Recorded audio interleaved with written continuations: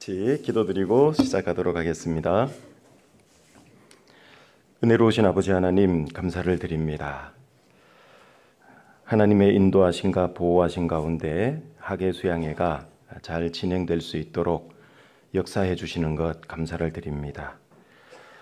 오늘 오전 하나님의 은혜의 복음을 통해서 또 저녁에 한 번 더 복음 말씀을 통해서 구원받지 못한 모든 분들이 구원의 알곡으로 추수가 될 수 있도록 듣는 모든 분들의 마음을 더욱 열어주시며 그 마음판에 하나님의 말씀이 잘 새겨질 수 있도록 역사해 주시길 원합니다. 이를 위해서 많은 봉사와 수고의 손길들이 있습니다. 안전하게 잘 진행될 수 있도록 도와주시고 모든 봉사들이 즐거움과 기쁨 가운데 맞춰질 수 있도록 도와주시기를 원합니다. 특별히 매점 봉사로 수고하시는 서울 충북교회 형제자매님들 하나님 기억해 주시고 안전하게 은혜 가운데 내일까지 잘 마무리하실 수 있도록 도와주옵소서. 오고 가는 모든 교통편 발걸음 위에 주님 동행해 주시고 안전하게 오갈 수 있도록 인도해 주옵소서. 주일을 맞이해서 저희들 말씀 앞으로 모아주신 주님 감사를 드립니다. 이 시간 단순히 정해진 날짜와 시간과 장소에 습관적으로 왔다가 돌아가는 시간 되지 않도록 도와주시고 우리 각 사람 속에 말씀하시는 하나님의 음성을 듣고 깨달을 수 있도록 그리하여 우리의 마음과 생각과 삶에 변화가 나타날 수 있도록 도와주시기를 원합니다. 시종을 거룩하신 주 성령께서 주관해 주시길 부탁드리면서 우리를 사랑하시는 우리 구주 예수님 이름으로 기도드립니다. 아멘. 출애굽기 17장을 같이 찾아보시겠습니다. 출애굽기 17장입니다. 출애굽기 17장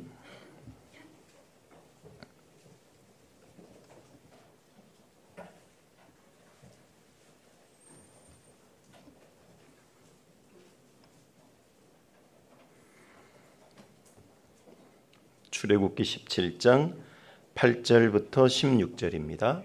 8절부터 16절입니다. 때에 아말렉이 이르러 이스라엘과 르비딤에서 싸우니라.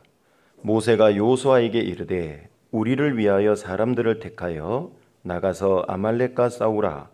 내일 내가 하나님의 지팡이를 손에 잡고 산꼭대기에 서리라.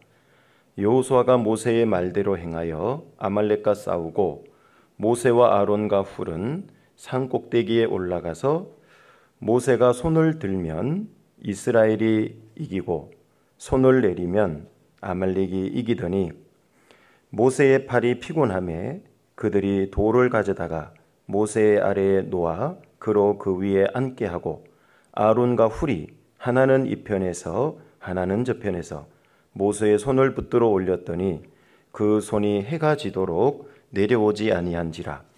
여호수아가 칼날로 아말렉과 그 백성을 쳐서 파하니라. 여호와께서 모세에게 이르시되 이것을 책에 기록하여 기념하게 하고 여호수아의 귀에 외워 들리라. 내가 아말렉을 도말하여 천하에서 기억함이 없게 하리라. 모세가 단을 쌓고 그 이름을 여호와의 니시라 하고 가로되 여호와께서 맹세하시기를 여호와가 아말렉으로 더불어 대대로 싸우리라 하셨다 하였더라. 오늘은 이스라엘 민족이 출애굽한 이후에 여기 르비딤에서 있었던 아말렉과의 전쟁 사건을 통해서 우리 수양의 시즌이기도 하고요. 또 마지막 때를 살아가는 그리스도인이 어떤 모습으로 살아가야 하는가를 한번 교훈을 생각해 보고자 합니다. 신앙생활은 너무너무 잘 아시는 대로 영적인 전쟁이다. 이렇게 아마 알고 계실 겁니다. 두 나라와의 두 세계와의 싸움이다. 보통 이렇게 얘기를 하죠. 하나님 나라와 공중 권세 잡은 마귀와의 싸움이다. 두 세력 간의 싸움이 사실은 가장 치열하게 벌어지는 곳이 이 세상인 겁니다. 러시아와 우크라이나의 전쟁도 치열하게 싸우고 있고 많은 희생자들이 발생하고 있지만은 사실은 보이지 않는 영적 전쟁에서 더 많은 희생자들이 생기고 있다는 걸 우리는 기억을 해야 되는 겁니다. 전쟁이 주는 그 참상, 그 죽음, 고통, 아픔들이 실제는 현실적인 실질적인 전쟁보다도 영적인 전쟁에서 더 크고 더 큰 후유증을 남기고 있다는 걸 기억을 해야 됩니다. 마귀와 하나님 나라 간의 싸움은 영원한 생명의 문제입니다. 단순히 한 나라, 이 땅에 잠깐 있다 없어질 나라의 문제가 아니고 영원한 두 나라의 싸움일 수 있는 겁니다. 그래서 이 보이지 않는 두 나라, 그래서 결국은 물론 하나님 나라가 승리하는 걸로 끝나죠. 수천 년에 걸쳐서 인간 역사 속에서 이어져온 싸움인 겁니다. 단순히 육신의 생명이 아니라고 그랬죠. 영원한 생명의 문제인 겁니다. 치러야 될 희생이 단순히 인간의 한 생명 100세 정도 100년이라는 어떤 그런 생명이 아니라 영원한 생명의 문제의 전쟁인 겁니다. 그리고 지금도 이 시간에도 수많은 사람이 그 마귀에게 굴복하고 마귀에게 속해서 영원한 멸망으로 달려가고 있습니다. 역사 속에서 얼마나 많은 사람들이 희생되고 있는지를 모릅니다. 셀 수 없을 정도로 너무 많습니다. 왜냐하면 생명으로 인도하는 문은 좁고 길도 협착해요. 그래서 찾는 이가 적고 멸망으로 인도하는 문은 크고 길도 넓어서 찾는 이가 많다 그랬죠. 그러면 그 말씀대로라면 역사 속에서 이루어진 사람들이 얼마나 많다는 걸 충분히 짐작할 수 있는 겁니다. 그래서 이 영적 전쟁에서 우리가 승리하려면 어떻게 살아가야 하는가? 또 하계수양회에서 많은 영혼들을 그 마귀의 입속에서 건져내려면 어떻게 해야 되는가? 그걸 교훈을 얻을 수 있는 부분이 바로 성경에 기록된 영적 전쟁을 상징하고 있는 아말렉과 이스라엘과 그 대적과의 싸움이라고 할 수 있습니다. 방금 이 본문도 르비딤 전투도 중요한 하나의 교훈이 되는 사건이기 때문에 기록을 해 주셨습니다. 여기 본문을 읽어보니까요, 여호와 니시라고 하는 단어를 우리는 만나볼 수 있습니다. 그래서 오늘 주제를 여호와 니시의 하나님 이렇게 정해봤습니다.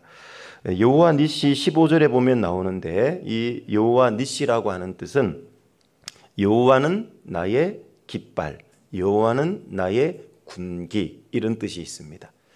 자, 이 깃발과 군기라는 의미는 어떤 의미를 내포하고 있냐 하면 뜻은 이거지만 항상 전쟁에서 승리케 하시는 하나님, 이걸 상징하는 것이 여호와 니시라는 뜻입니다. 패배하면 깃발은 꺾이도록 돼 있죠. 그래서 여호와의 깃발 군기인데요, 항상 승리케 하신다. 깃발을 휘날리게 하는 거죠. 승리케 하시는 분이다. 그래서 이 본문도 보면 결국은 하나님의 도움으로 승리하고 이긴다라는 걸 잘 보여주고 있는 본문이라고 할 수 있습니다. 이스라엘 민족이 광야 생활했던 것은 우리 육신과의 싸움이다. 이렇게 정리해 볼 수 있고, 가나안 정복하기 위해서 광야 생활 40년 마치고 7족속과의 싸움은 가나안 회복하기 위해서 그건 세상과 마귀와의 싸움이다. 이렇게 정리해 볼 수 있습니다. 왜 그러냐 하면 출애굽한 이후에 이스라엘 민족이 40년 광야 생활은 대부분 들여다보면 육신과의 싸움인 겁니다. 먹을 물이 없어서 하나님께 원망불평하고 양식이 떨어져서 원망불평하죠. 그 전부 육신적인 모습인 겁니다. 뿐만 아니라 이 아말렉과의 싸움도 외부 대적처럼 보이지만 아말렉은 육신을 상징하고 있거든요. 그래서 사실은 이 광야에서의 생활은 우리 육신과의 싸움을 잘 보여주고 있는 게 40년 광야 생활이고, 광야 생활 마치고 요단강 건너서 이스라엘 자기 땅을 되찾기 위한 수복 전쟁이라 그러죠. 이스라엘 땅을 회복시키기 위해서 쳐들어갑니다. 애굽의 노예 생활하고 애굽에 거주한 지 430년 동안 자기 가나안 땅은 비워놨기 때문에 다른 7민족이 들어와 살았다 그랬죠. 그래서 가나안 7족속을 내쫓아야지만 자기의 원래 땅을 되찾을 수 있게 됩니다. 그 가나안 정복 전쟁은 바로 대적과의 싸움이죠. 바깥에 있는 적들과의 싸움입니다. 그게 세상이라고 그럽니다. 그래서 구원받은 그리스도인에게는 3대 대적이 있다 이렇게 얘기를 하죠. 그래서 그 3대 대적은, 내적인 전쟁은, 대적은 육신 또는 정욕이라고 하는 우리의 육신, 이게 내부의 적입니다. 그리고 외부의 적은 세상입니다. 그리고 근본적으로 마귀가 이 두 가지를 사용해서 우리를 시험하고 넘어뜨리려고 그러죠. 흩어버리려고 그럽니다. 그래서 야고보서 3장입니다. 외우기도 좋아요. 3장에 세 대적이 있다. 이렇게 외워놓으시면 금방 이해가 됩니다. 그래서 야고보서 3장을 읽어보시면 그 육신의 정욕, 그 죄성이죠. 그게 첫 번째 우리의 대적이고 두 번째는 세상, 그리고 궁극적으로는 마귀. 그래서 그 야고보 3장을 잘 설명해주고 풀어주는 게 야고보서 4장입니다. 한번 집에 가서 읽어보시면 그 세 가지가 가장 중요한 주제로 언급되고 있다는 걸 알 수 있을 겁니다. 뭐 세상 사람도 아는 얘기죠. 전쟁에서 이기려면 어떻게 해야 되죠? 지피지기면 백전백승이다. 상대를 알고 나를 알아야죠. 그걸 모르고 전쟁하면 무모한 거죠. 그래서 우리는 누구와의 싸움을 해야 되는가를 알고 신앙생활을 해야 됩니다. 영적 전쟁은 가끔 그리스도인의 3대 대적, 김자매, 이자매, 박자매, 아군을 적으로 오인하면 안 되죠. 김영재, 박영재, 최영재. 아군을 적으로 오인하면 끝장나는 겁니다. 가끔 전쟁할 때 보면 같은 편에다가 그냥 포격을 가하는 경우도 있죠. 치명적인 거죠, 그거는. 그래서 신앙생활 할 때 피하 식별을 잘해야 되죠. 우리 편이냐, 너의 편이냐, 그걸 잘 구별해야 승리하도록 되어 있습니다. 그래서 항상 그리스도인은 3대 대적을 상대해야 된다는 걸 잊으면 안 됩니다. 내부의 육신, 외부의 세상. 궁극적으로 마귀가 이걸 가지고 시험하니까 3대 대적입니다. 예수님을 시험할 때도 마태복음 4장을 읽어보시면 이 3대 대적이 어김없이 드러나죠. 예수님은 40일간 줄이시고 마귀에게 시험받으러 광야로 이끌림을 받으셨죠. 첫 번째로 시험받은 게 뭐죠? 40일 굶주린 걸 마귀는 정확히 알고 있어요. 예수 배고프지? 너 하나님의 아들이라며 돌덩이를 떡덩이 되게 한번 만들어 먹어봐. 그걸로 시험해 온 겁니다. 자기 말 듣게 하려고. 근데 예수님은 말씀으로 물리치시잖아요. 기록되었을 때 사람이 떡으로만 살 것이 아니요 하나님 입으로 나오는 모든 말씀으로 살 것이라 했느니라 하시니 말씀으로 탁 물리치시죠. 첫 번째 시험한 게 바로 육신입니다. 너 배고프지? 그 육신을 갖고 시험해요. 이스라엘이 광야 생활할 때 시험받은 게 뭐라고요? 먹고 마시는 문제가 처음에 가장 큰 시험이고 그게 먼저 닥쳐왔습니다. 두 번째로 예수님을 시험한 게 뭔지 아시죠? 그걸로 안 되니까 성전 꼭대기에 세우고 뛰어내려 봐. 그러면 네가 하나님의 아들이니까 천사들이 너의 발이 땅에 부딪히지 않도록 너를 모시고 올라갈 거야. 그 말은 너는 일약 세상의 스타덤에 오를 수 있어. 뭐 이런 뜻이죠. 흔히 말하는 무슨 이 인터넷 검색어 1위를 장식할 수 있어. 뭐 이런 거죠. 제가 만약에 롯데타워 123층에서 뛰어내렸는데 천사들이 저를 싹 받들어 올라가지고 꼭대기에다 올려놓으면 어떤 일이 벌어질까요? 내일부터 여러분들은 여기 들어오기 힘드실 거예요. 아마 국내외 모든 사람들이 쫓아올 거예요. 우리 시대에 능력의 사자가 나타났다. 뭐 이러지 않겠어요? 세상에서 단번에 유명해질 수 있는 거죠. 그 세상을 갖고 시험한 겁니다. 그리고 세 번째 예수님을 첫 번째, 두 번째로 안 되니까 뭘로 시험했죠? 천하 만국과 영광을 보여줬죠. 높은 산에 데려가서. 예수, 나한테 절만 한번 해. 보는 사람도 없잖아. 한눈만 잠깐 질끈 감아. 그리고 절만하면 너는 이 모든 걸 다 받아 누릴 수 있어. 그러면서 누가복음 4장에 보면 마귀가 예수님께 이렇게 얘기하죠. 이 모든 것은 내게 넘겨준 것이므로 원하는 자에게 줄 수 있다고 얘기를 하잖아요. 천하 만국과 영광을 갖고 시험한 건 뭡니까? 세 가지 시험이 총동원된 겁니다. 첫 번째는 바깥에 있는 세상을 쫙 보여줬죠. 그 세상을 갖고 시험해요. 그걸 갖고 뭘 시험한 거죠? 예수님의 육신을 시험한 겁니다. 너 이거 다 받아 누리고 네 소유로 만들 수 있어. 그럼 너는 행복해질 거야. 뭐 이런 거죠. 그걸 누가 했습니까? 마귀가 했죠. 그러니까 세 번째 시험은 세 가지를 총동원했다는 걸 알 수 있습니다. 그러니까 똑같습니다. 왜 예수님은 말씀 한마디로 그냥 마귀를 꺾어버리고 죽여버릴 수도 있는데 왜 시험을 받고 항상 말씀으로만 물리치셨을까? 예수님께는 마귀를 물리칠 수 있는 공격 옵션이 대단히 많습니다. 엄청난 능력의 소유자잖아요. 무한한 능력의 소유자입니다. 그런데 오로지 한 개의 옵션만 쓴 거죠. 말씀으로만 물리친 겁니다. 왜 그렇게 하셨을까요? 그건 바로 마귀를 상대할 때 우리가 써야 되는 무기가 뭔지를 알려준 겁니다. 우리는 신이 아니잖아요. 하나님이 아니잖아요. 그런 능력이 없어요. 그런데 우리가 하나님과 동일하게 사용할 수 있는 능력이 하나가 있습니다. 그게 바로 동일한 말씀을 의지해서 마귀를 상대하는 겁니다. 그러면 동일한 말씀의 능력으로 물리칠 수 있죠. 우리는 창조주가 아니고 피조물이기 때문에 주님이 갖고 계신 능력을 다 못 갖췄어요.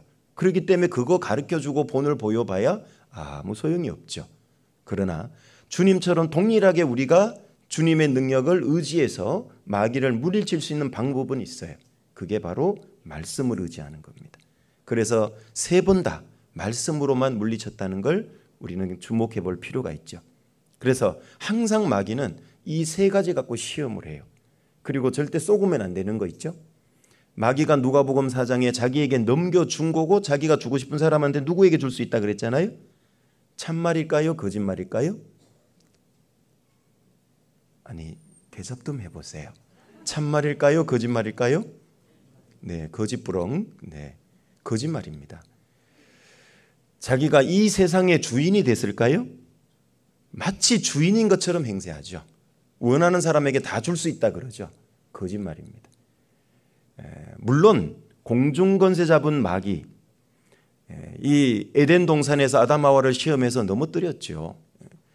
아담 하와는 마귀에게 굴복한 겁니다. 그 굴복했을 때 무엇이 뺏겼을까? 세상의 주권이 뺏긴 게 아니죠. 아담 하와는 세상의 주인이 아니에요. 창조주가 아니죠. 단지 주권을 위임받았을 뿐이에요. 위임 통치하라는 거죠. 땅을 정복하고 다스리라. 하나님에게 위임받은 것에 지나지 않아요. 주권은 여전히 하나님께 있어요. 그런데 싹 속이죠. 사람들한테 꼭 그렇게 속여요. 지가 지걸 줄 것처럼 마귀는 속여요. 그러니까 원하는 자에게 줄 수 있다 그래요. 천만에요. 못 줍니다. 하나님이 허락지 않으면 그 어떤 것도 못 줍니다. 그렇게 마귀는 속입니다. 우리는 속으시면 안 됩니다. 그리스도인에게도 실수 없이 마귀는 시험하죠. 구원받기 전에도 실수 없이 세상을 갖고 시험해요. 세상의 걸 많이 누리고 가져야 너는 행복해질 수 있어. 그게 최고 행복의 길이야. 영생 그딴 거 신경 쓰지 마. 먹고 사는 것도 힘든데 무슨 영생 그런 게 중요해. 영생이 너의 지금 경제 문제를 해결해 주기나 해. 늘 이렇게 다가오죠. 내 말만 들어. 세상의 걸 추구해. 그러면 네 원하는 대로 다 줄게. 줄 수 있는 것 같지만 못 줘요. 마귀가. 속지 마세요. 결코 자기께 될 수 없어요. 그 마귀의 시험에 들어서 예수님을 팔았던 유다 보세요. 예수님 팔면 은 30을 주겠다고. 그래서 예수님 팔고 나니까 은 30 받았죠. 근데 받고 나니까 진짜 자기께 되냐고. 너무너무 괴로웠어요. 유다는. 내가 무죄한 자를 팔았다. 그리고 그 돈을 가지고 다시 제사장들에게 가니까 뭐라 그래요? 제사장 장로들이 내가 무죄한 자를 팔았다고 유다가 고백하니까요. 안면 몰수하죠. 그게 우리와 무슨 상관이 있느냐. 마태복음에 나오잖아요. 필요할 때는 이용하고 필요 없으면 쓰레기처럼 버려버리는 겁니다. 그게 마귀입니다.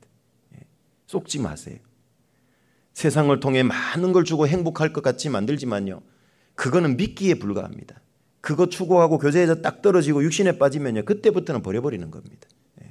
쏘구시면 안 되는 겁니다. 그러나 우리의 주님은 어떻습니까? 내가 태어나서 지금까지 수없이 하나님을 대적하고 부정하고 외면하고 욕할지라도 단 한 번도 나를 구원하려고 하는 걸 멈추지 않으시잖아요. 끝까지 붙들어서 결국은 구원해서 교제 가운데 탁 붙여놓잖아요. 이게 하나님이 얼마나 크신 은혜입니까? 그런 생각 안 드세요? 저는 솔직히 이런 생각이 많이 들어요. 하나님이 나 같은 분이 아니라서 너무 감사하다. 우리 각 사람 같으면 나 같은 사람 구원할까? 어떻게 생각하세요? 우리는 인내도 너무 짧고 용서도 너무 적고 사랑도 너무 보잘것없잖아요. 한시적이고 잠깐 있다 없어지고 수시로 바뀌는 그런 하나님이라면 나는 구원 못 받았을 거예요. 아마 진작 지옥 밑창에 쳐넣었을 겁니다. 그런데 하나님의 하나님다우심이 너무 감사하지 않습니까? 무한하신 하나님은 무한한 사랑을 소유한 거고 영원한 하나님은 영원한 사랑을 소유했죠. 우리가 배운 복음은요.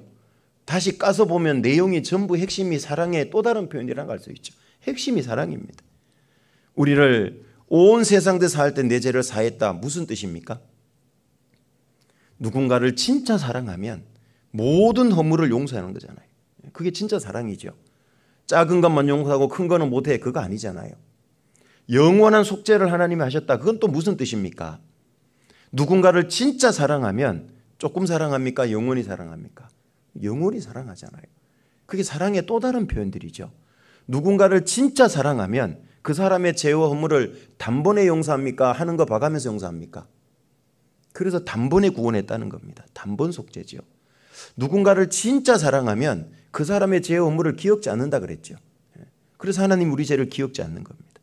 누군가를 진짜 사랑하면 그 사람의 죄와 허물을 도말한다 그랬잖아요. 덮어주는 겁니다. 들춰내지 않아요. 사랑은 모든 허물을 가리우느니라. 잠언 12장에 그렇게 말씀하죠. 그게 사랑입니다. 복음은 사랑의 또 다른 표현이잖아요. 하나님의 하나님 되심이 너무 감사한 거예요. 그래서 우리가 구원받을 수 있습니다. 그러나 마귀는 잠깐 미혹하고 시험할 뿐이에요. 근본적으로 영원한 걸 줄 수 없어요. 왜? 마귀 그 역시도 피조물입니다. 심판의 대상입니다. 하나님의 사랑의 짝으로 지음받았지만 그걸 배반하고 마귀가 됐잖아요. 타락해가지고. 교만해져서 마귀가 된 겁니다. 그 최초의 죄가 교만죄라 그러잖아요. 그래서 그 마귀는 근본적으로 우리에게 줄 수가 없어요.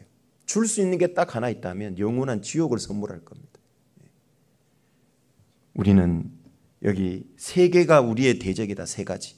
잊어버리면 안 됩니다. 항상 이거와의 싸움이에요. 신앙생활에 위기가 왔다. 교회 가는 게 자꾸 시험이 들고 불편하고 마음에 기쁨이 없다. 잘 생각해 보면 반드시 이 세 개가 관련이 되어 있습니다.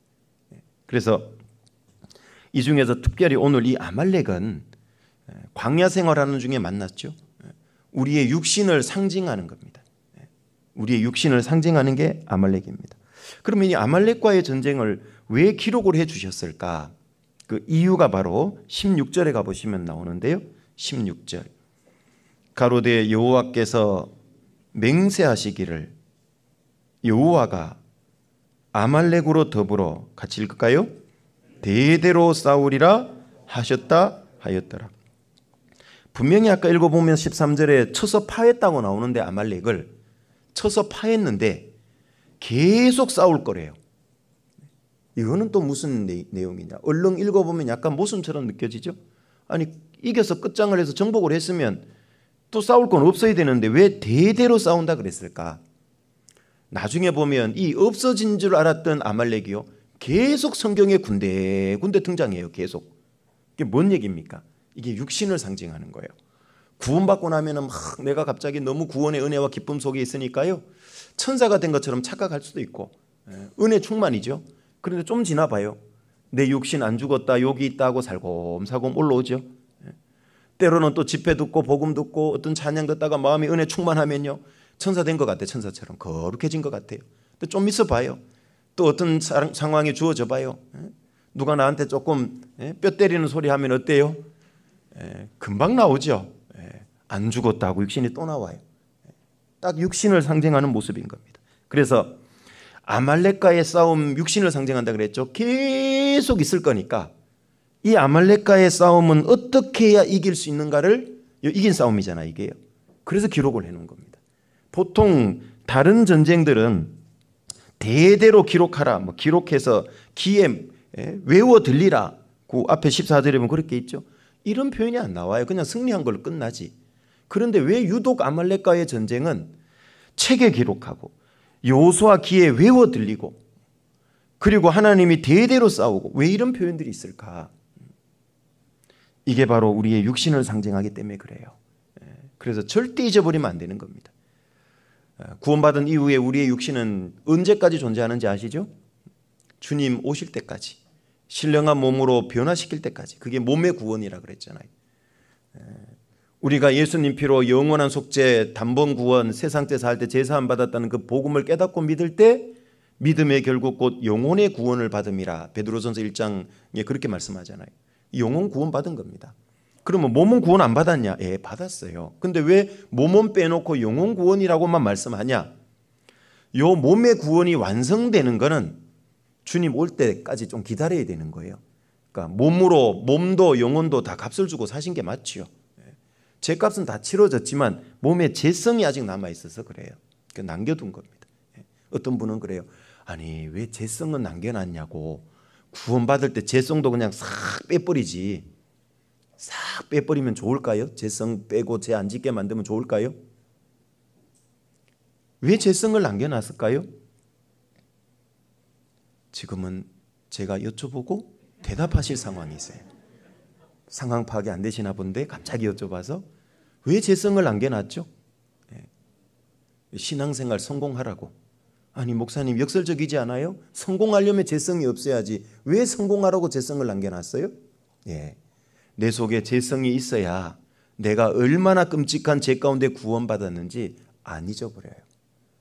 살아가면서 살아가 보세요. 또 이런 죄성 저런 죄성 자꾸 올라오죠. 물론 그게 반드시 죄와 연결될 필요는 없습니다. 그렇다고 해서 그리스도인의 죄를 전혀 안 짓는다, 그것도 거짓말이죠. 가능성은 열려 있다고 성경은 얘기하죠. 그런데 그렇다고 해서 죄를 고의적으로 지으면 안 된다 그랬잖아요. 죄성이 있기 때문에 죄를 지을 가능성은 늘 있는 거예요. 내 속에 늘 죄성이 도사리고 있죠. 야, 이런 나를 들여다보면 어때요? 이런 내 속에 성령이 들어오셨다? 정말 은혜 아닙니까? 이런 나를 구원했다. 은혜죠. 과거에 죄를 지었던 것도 기억에서 안 지우고 오히려 더 선명하게 해놨죠. 구원받고 나면 마음이 밝아졌죠. 왜? 다 빛이에요. 성령도 불에 비유되어 있죠. 밝아요. 하나님도 태양, 의로운 태양으로 되어 있잖아요. 예수님도 요한복음 1장에 빛으로 되어 있잖아요. 복음도 빛이지. 복음의 영광의 광채라 그랬잖아요. 그러니까 하나님과 관련된 건 다 빛이에요. 구원받은 사람 속에는 빛이 들어온 거예요. 영적으로. 그래서 디모데전서 6장에도 보면 가까이 가지 못할 빛에 거하신다 하나님은. 완전한 거룩 의로움을 나타내죠. 그 빛이 내 속에 들어오니까 어때요? 내 속에 죄성, 더러운 거, 어둡고 추한 거 이런 게 다 드러나죠. 그러니까 구원받고 나면 죄가 더 옛날 죄가 더 깨달아지고 죄가 살아가면서 지어도요 더 예민하게 느껴지는 게 그게 정상인 거예요. 밝아졌기 때문에, 예민해졌기 때문에. 죽은 시체는 다른 시체 사이에 던져놔도 어딘지 몰라요. 같이 죽어 있기 때문에. 그런데 살아있는 사람을 시체 사이에 갖다 놓으면 어떨까요? 끔찍하죠. 얼른 벗어나려고 그럽니다. 그래서 구원받고 나면 영적으로 살아났기 때문에요. 죄가 뭔지 알고 죽은 행실이 뭔지 알고 자꾸 벗어나려고 그러는 겁니다. 그게 생활 구원이라 그러잖아요. 말하자면. 두렵고 떨림으로 너희 구원을 이루라. 빌립보서 2장에. 그걸 오해해가지고 영혼 구원은 현재형으로 이루어가는 거야. 이렇게 엉뚱하게 가르치는 데도 많죠. 그 빌립보서는 이미 구원받은 빌립보 성도들에게 보내준 말씀이잖아요. 그 성도들에게 두렵고 떨림으로 너희 구원을 이루라. 그 말은 뭡니까? 또 구원을 뭐 받아야 된다 그 뜻이 아니죠. 이미 구원 받았지만 잘못하면 육신의 죄성에 세상의 마귀의 미혹에 빠져서 죄 가운데 살 수 있기 때문에 그 두려움은 지옥 갈 두려움이 아니죠. 하나님 앞에 자기를 돌아보고 깨어있는 신앙생활을 얘기합니다. 하나님을 경외하고 자기를 잘 돌아보고 경계하고 조심하라는 얘기죠. 그러면서 구원받은 걸 삶 속에 이루어가는 삶, 우리의 성품도 점점 죄로부터 벗어나는 성품 구원, 생활도 점점 죄로부터 벗어나는 생활 구원, 보통 성품 생활 구원 이렇게 얘기하게 하죠. 그러니까 성경에는 구원이라는 단어가 세 가지 의미로 사용되는데 그걸 모르면 엉뚱한 해석을 많이 합니다. 지난번 이교구 집회 때 말씀 들은 분들은 오늘 또 이렇게 나와 계시는데요. 우리가 복음 들은 건 영혼 구원인 겁니다. 천국 갈 자격과 신분을 얻게 한 거예요. 예수님이 우리 죄값을 다 갚게 한 거죠. 구원받았다면 그 다음부터는 영적으로 출생, 거듭나 태어난 거예요. 이제는 성장하고 자라는 겁니다. 아기 때는 똥인지 된장인지 구별 못하고 막 아무거나 만지고 먹고 그러지만은요. 좀 지나면 구별하잖아요. 신앙이 점점 성장하고 자라는 겁니다. 마음도 몸도 점점 죄로부터 벗어나야 돼요. 그런 구원이 성경에 이곳저곳에서 말씀해놨죠. 갓난아이들과 같이 순전하고 신령한 젖을 사모하라. 베드로전서 2장 1절 이하 읽고 보면 이는 이로 말미암아 너희로 구원에 이르도록 자라게 하려 합니다. 이 구원도 바로 성품 생활 구원입니다. 구원받은 사람이 죄로부터 벗어나라는 구원이죠. 그 구원은. 그러다가 이제 주님 오실 때가 되면 우리 몸이 신령하게 바뀌죠. 변화시켜서 데려갑니다. 그게 몸의 구원입니다. 휴거라 그러죠. 먼저는 죽은 사람의 부활이 있고 살아있다가 구원받고 살아있다가 주님 만나는 사람 변화시킨다 그랬잖아요. 그래서 고린도전서 15장이나 데살로니가전서 4장에 보면 주님 올 때 우리 몸이 호연히 변화된다 그랬잖아요. 그때 우리 죄성이 그때 제거되는 겁니다. 그때. 그때까지는 남겨놨어요. 그래야 늘 구원의 은혜 가운데 야 정말 주님이 내가 나를 봐도 아직도 이렇게 끔찍한 죄성도 있고 이런 모습이었는데 구원해 주셨구나. 늘 겸손하게 살아갈 수 있는 거예요. 그래서 죄에 대한 기억도 선명하고 죄성도 남겨놓고 그 죄성과에 싸우게 한 거예요. 왜? 싸워 이겨야 영광이 있잖아요. 다 처리해버리면 영광 얻을 기회가 없잖아요. 일단 천국 가게 해놔놓고 혹시 육신에 지더라도 세상의 마귀에 지더라도 천국 가는 문제는 안 생기게 해놔놓고 한번 싸워보라는 얘기잖아요. 영광 얻을 기회를 준 겁니다. 얼마나 감사합니까? 아기를 태어나자마자 고아원에 맡겨버리면 그 아기는 성장하면 부모에 대해서 무슨 사랑만 알까요? 낳아준 사랑밖에 몰라요. 그런데 그 아이를 양육하면 어때요? 낳아준 사랑이 전부가 아니라는 걸 나중에 알게 되죠. 그 길러준 사랑은 어찌 보면 더 큰 사랑입니다. 더 오래 더 많은 사랑이 필요하죠. 그래서 구원받고 우리를 바로 천국 데려간 게 아니고요. 이 세상에서 신앙생활 하게 만든 겁니다. 3대 대적과 싸우도록 해놓은 거예요. 그래서 영광을 얻게 하려고 그런 겁니다. 그래서 이 아말렉과의 싸움, 특히 이제 육신이라 그러죠. 우리 내부의 적. 이거와의 싸움은 주님 오실 때까지 있는 거예요. 신령한 몸으로 변화될 때까지는 계속 이 싸움이 있기 때문에 이 싸움과에서 승리하려면 방법을 알아야 된다는 거죠. 그래서 육신을 상징하는 아말렉과의 싸움을 이렇게 하면 이길 수 있다. 여기 교훈으로 기록을 해준 겁니다. 본문 속에다가. 이 아말렉은 여기 본문은 좀 잡아놓으시면 좋겠습니다. 여기 꼭 잡아놓으세요. 안 잡아놓으면 나중에 불편한 일이 벌어집니다. 신명기 25장으로 가보시겠습니다. 신명기 25장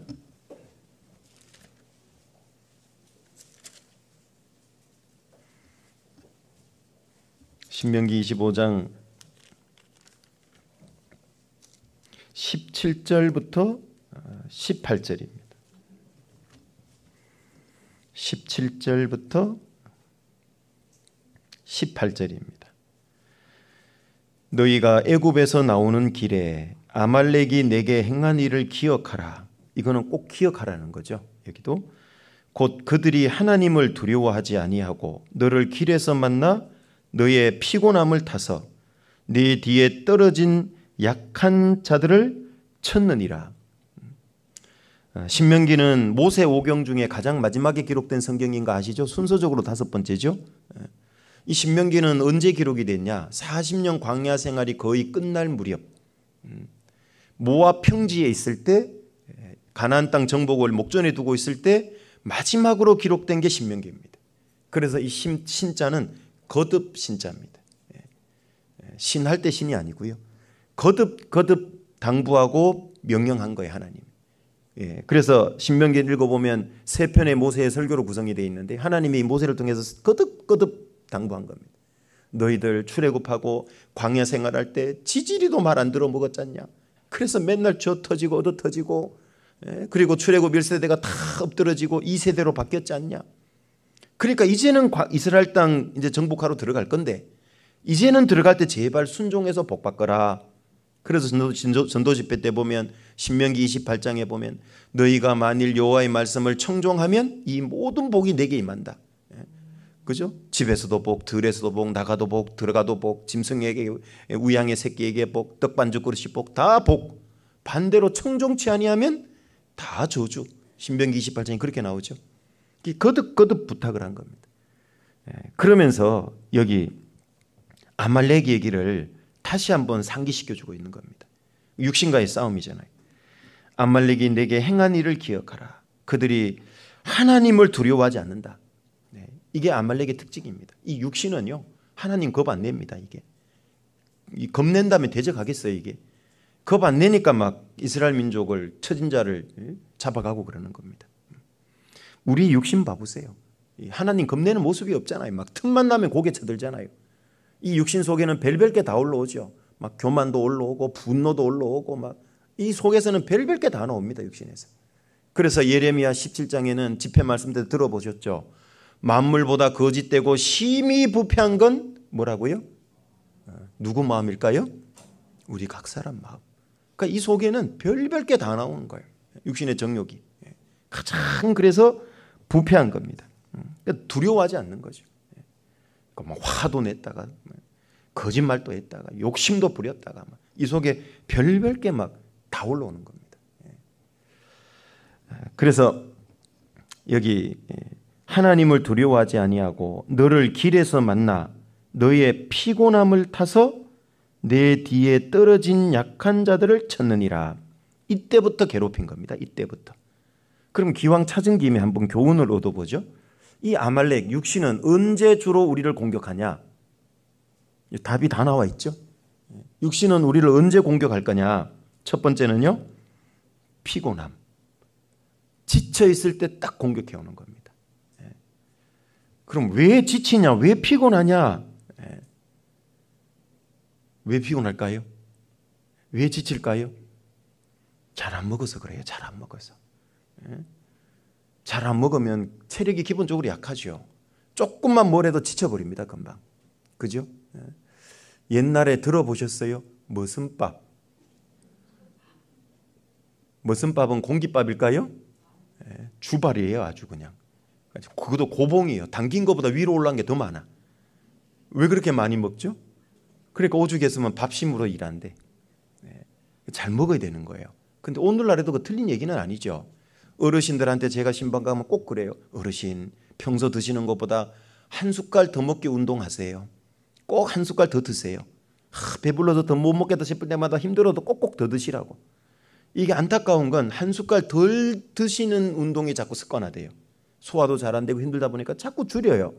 그럼 소화력이 점점 더 떨어집니다. 나중에는 곡기를 끊어야 될 상황이 온다고. 그때 되면 참 힘들어요, 이제. 그러니까 힘들어도 계속 드시도록 노력해야 됩니다. 하나님이 만나를 내려주셨잖아요.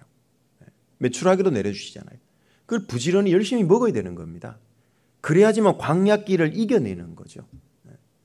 그러지 못하면 이 광야길을 이겨낼 수가 없어요. 점점 쇠약해집니다. 피곤해집니다. 그러면 두 번째로 네 뒤에 떨어진 약한 자들을 쳤다 그랬잖아요. 왜 뒤로 쳐질까요? 잘 안 먹어서 그렇다니까요. 그래서 피곤하고 처음에는 피곤하고 그래도 계속 안 먹으면요. 이제는 약해져요. 그럼 자꾸 뒤처지죠. 이스라엘 민족이 광야 생활을 가는데 뒤로 자꾸 처진다고. 신앙생활이 왜 남들보다 자꾸 처지냐? 왜 자꾸 마귀의 시험에 자주 드냐? 확인해 봐야 될 게 있죠. 말씀 생활 제대로 하고 있냐? 그거 확인해 보시면 됩니다. 우리의 육체는 땅에서 났죠. 너는 흙이니 흙으로 돌아갈지니라.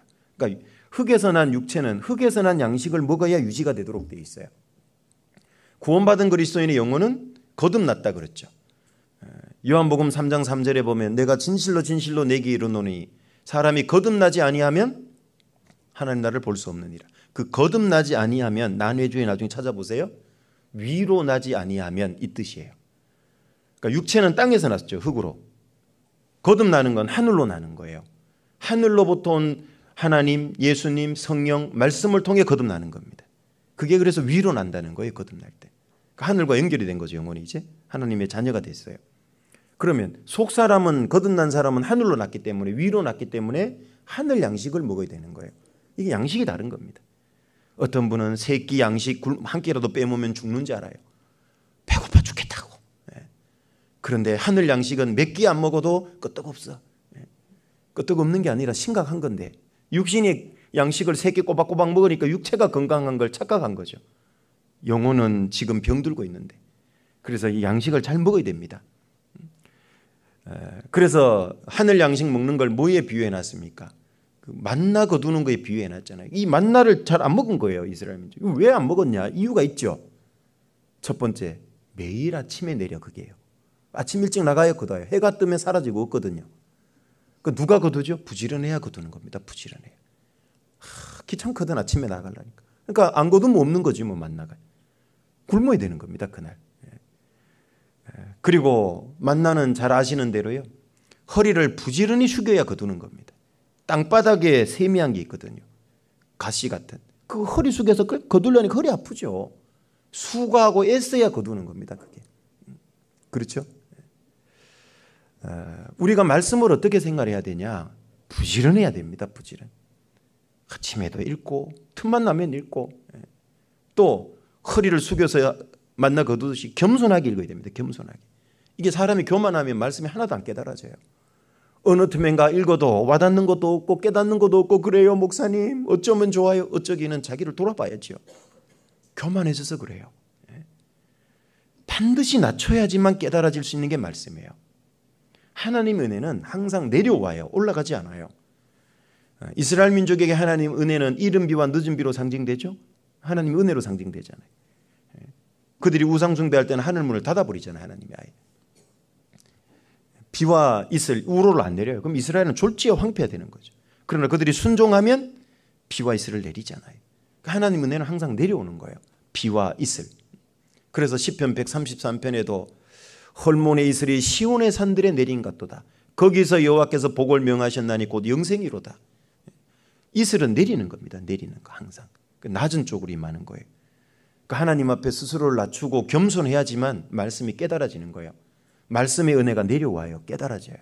높으면 만나 허리 빳빳 세우고 만나 어떻게 줄 거예요 이거를. 몰라요. 저 손이 저 허리 세워도 땅까지 닿는 사람이 있을런지 모르겠는데 그런 사람이 있겠습니까? 반드시 겸손해야 말씀은 깨달아진다. 그리고 성경 볼 때도 아이고 오늘 3장 분량 읽어 채워버려야지 이렇게 읽으면 안 깨달아져요. 어떤 분은 목표 채우려고 읽는다고 오늘 1년 뭐 1독 2독이 목표니까 하루에 뭐 5장 아니면 석 장 읽어버려야 1독 되니까 오늘 읽어버려야지. 읽으면서 말씀도 버렸어. 깨닫는 게 없어요. 그러면 되겠냐고 그게. 하나님 앞에 말씀 읽기 전에 하나님 오늘 일용할 양식을 주십시오. 제가 못 깨닫고 있는 게 있다면 말씀으로 깨닫게 해주십시오. 그 간절히 구하는 마음으로 기도로 짧게라도 하고 말씀을 열어서 봐야 돼요. 그러면 신기해요. 꼭 깨닫는 게 있다니까요. 그래서 말씀 생활을 잘해야 돼요. 개인적으로 읽고 묵상하고 적용. 요건 개인이 해야 되는 말씀 생활이죠. 요거 열심히 하셔야 됩니다. 열심히 읽으세요. 열심히 읽기만 하지 말고 두 번째는 묵상해야 됩니다. 읽고 버려버리면 안 된다 그랬잖아요. 읽는 목적이 뭐냐? 그 속에서 하나님께서 나에게 말씀하시는 걸 들으려고 그러잖아요. 그래서 하나님이 말씀하는 게 기도하고 읽으면은요 이렇게 와닿는 게 있어요 마음에. 팍 박히는 게 있죠. 흔히 말하는 꽂히는 게 있다 그러죠. 그게 오늘 일용할 양식이에요. 그거 붙들고 사시면 됩니다.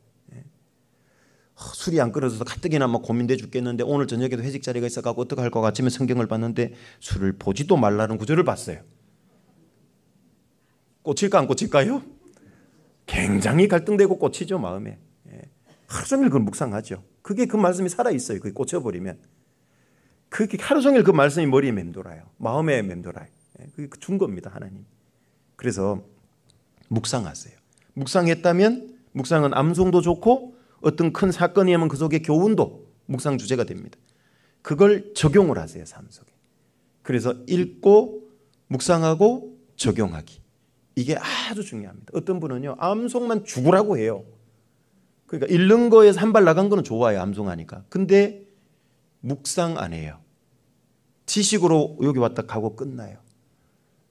암송은 여기 내 머릿속에다가 기억하는, 마음에 기억하는 좋은 건데요. 마음에 새기는 작업을 묵상이라 그래요.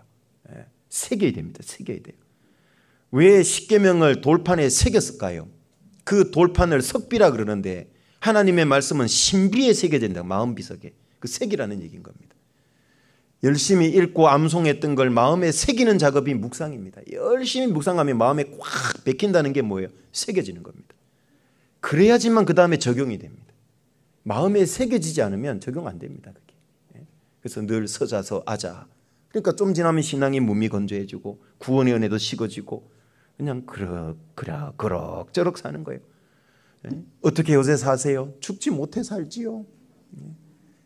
비참하죠. 그리스도인이 그렇게 살면. 마지막 때가 됐는데 은혜와 감동이 다 식어지죠. 말세가 그런 시대라고 예수님이 얘기했잖아요. 시장에서 아이들이요 피리를 부르는데 곡하지도 않아. 예를 들면 막 초상집에 가서 슬프게 하면은 같이 반응해서 울어줘야 되는데 그런 게 없어요. 감동, 감정이 다 식어진 시대예요. 마지막 때. 그리스도인의 마음이 무뎌지는 겁니다. 여러분 박제와 실물의 차이가 뭐죠? 어릴 때 곤충 박제 많이 보셨죠? 박제, 비슷한 건 또 화석. 그거와 실물의 차이는 뭐죠? 생명력이죠. 생명이 있냐 없냐예요. 박제와 화석은 모양은 똑같아. 근데 생명이 없어요. 구원받은 그리스도인이 살았다는 이름은 있으나 실상은 죽은 자로다. 살았다는 이름은 구원은 받은 거예요. 그런데 행실은 살은 행실이 안 보여. 그러니까 빨리 고치라는 얘기죠. 일락을 좋아하는 자는 살았으나 죽었다 그랬잖아요. 그럼 구원은 받았지만 행함이 없다고 책망한 겁니다. 그게. 그리스도인이 그렇게 될 수도 있어요.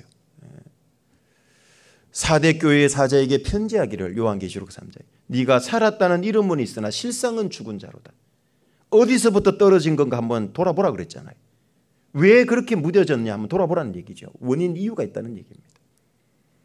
내 신앙이 서서히 박제화되고 화석화되고 있는 부분이 있지 않을까.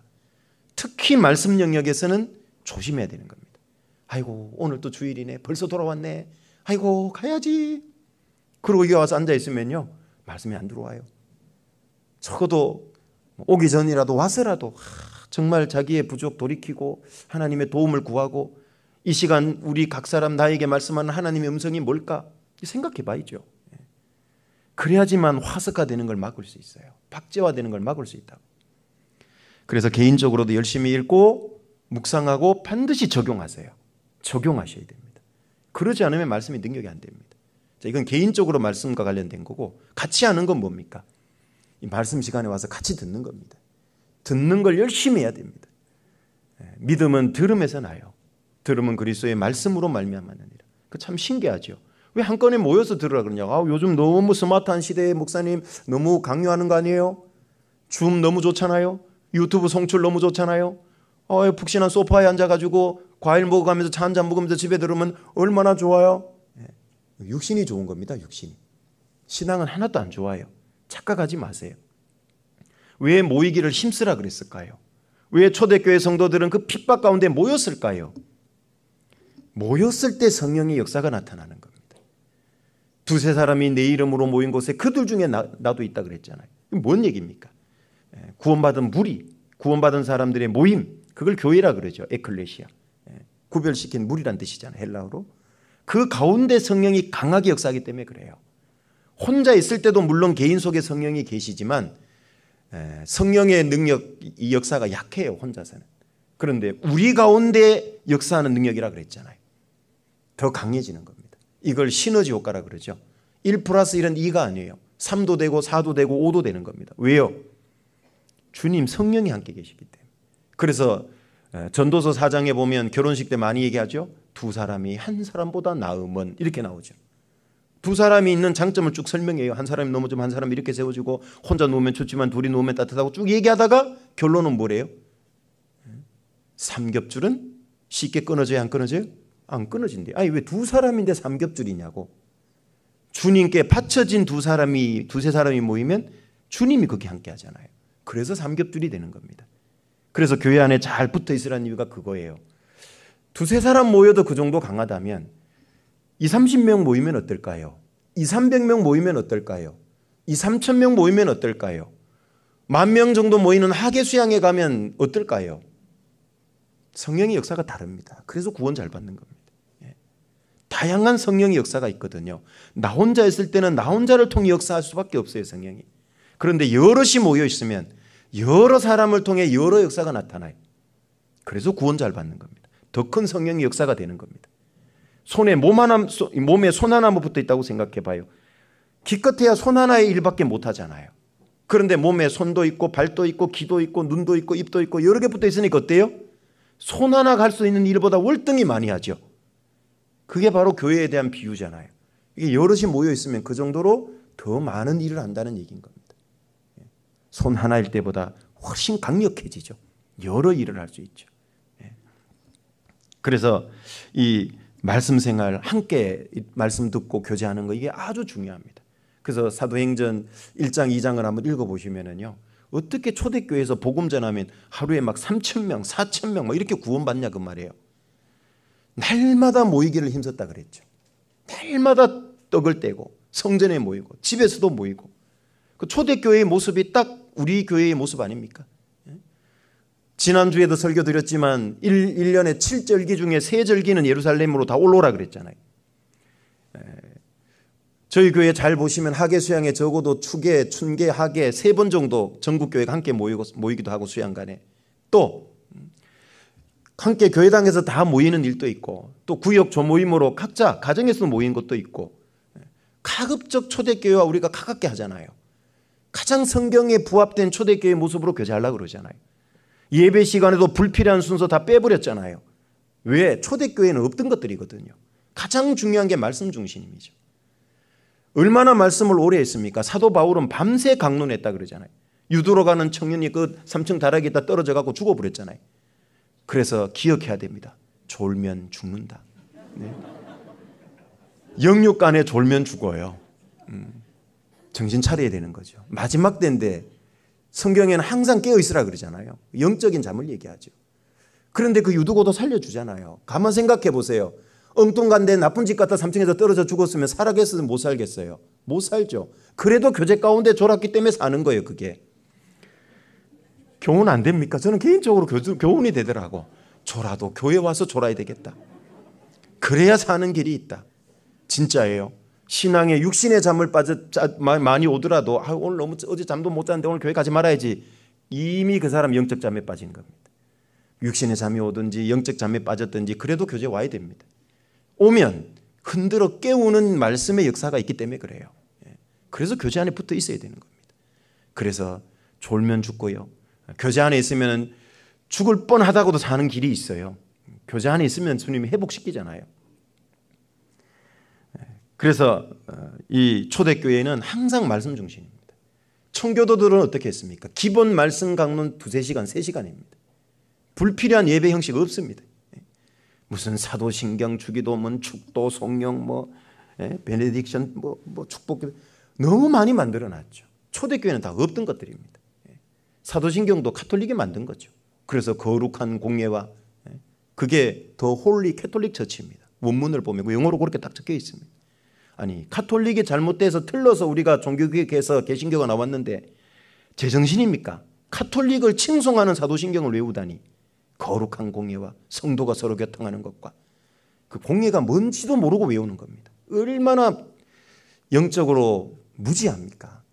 그게 소경입니다. 그게 카톨릭에서 만들었다는 명백한 역사적인 증거도 있고 그 내용에도 증거가 다 들어있는데 그래도 그거 외워요. 그거 안 외우면 이단이래. 웃기죠. 외워야 이단인데 사실 외우면 이단인데. 카톨릭에서는 좋아하겠죠. 개신교 자기들은 큰 집이고 개신교는 작은 집이래. 어이구 그래도 철들었네.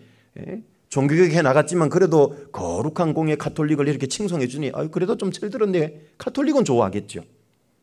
그게 정말 거듭난 그리스도인이라면 그 내용을 알면 외울 수가 없어요. 자, 그러나 그 부분의 안에 내용 중에 맞는 것도 일부 있죠. 전능하사 천지를 만드신 하나님 아버지를 내가 믿습니다. 그것도 부분적으로는 맞죠. 근데 그것도 정확히 하면 틀렸습니다. 만드사가 아니라 창조하다입니다. 영어는 만드는 것과 창조는 완전히 다릅니다. 그 원문에는 메이커라고 나오는데 메이커가 아닙니다. 하나님은 메이커가 아니고 크리에이터, 창조하다, 창조자라는 뜻이죠. 무에서 유를 만든 게 크리에이터입니다. 창조하다는 뜻이고 만들다는 건요. 이미 있는 재료 갖고 뭘 만드는 걸 메이커라고 그래요. 예를 들면 여기 목재 재료가 있는데 뚝딱뚝딱 의자를 만들었다. 그걸 메이커라고 그래요. 무에서 유를 만들어내는 걸 크리에이터, 창조했다는 겁니다. 그거 사도신경 따지고 들면요. 틀린 거 진짜 많습니다. 예수님은 이 본디오 빌라에게 고난을 받으사 십자가에 못 박히시고 죽은 지 사흘 만에 장사한 지 사흘 만에 죽은 자 가운데서 부활했다. 그 원문에는 뭐라 나오냐 하면 He descended into hell. 예수님은 지옥에 내려갔다고 나옵니다. 예수님이 지옥 들어갔을까요? 택도 없는 내용들입니다. 그런데 그걸 모르고 그냥 외웁니다. 안타깝게도. 인터넷에 사도신경 원문 영어로 된 거 찾아보세요. 그대로 다 나오는 내용들입니다. 그래도 저희 교회에서 여기 판매하고 있는 성경책이나 찬송가에는요. 그래도 좀 바꿔놨습니다.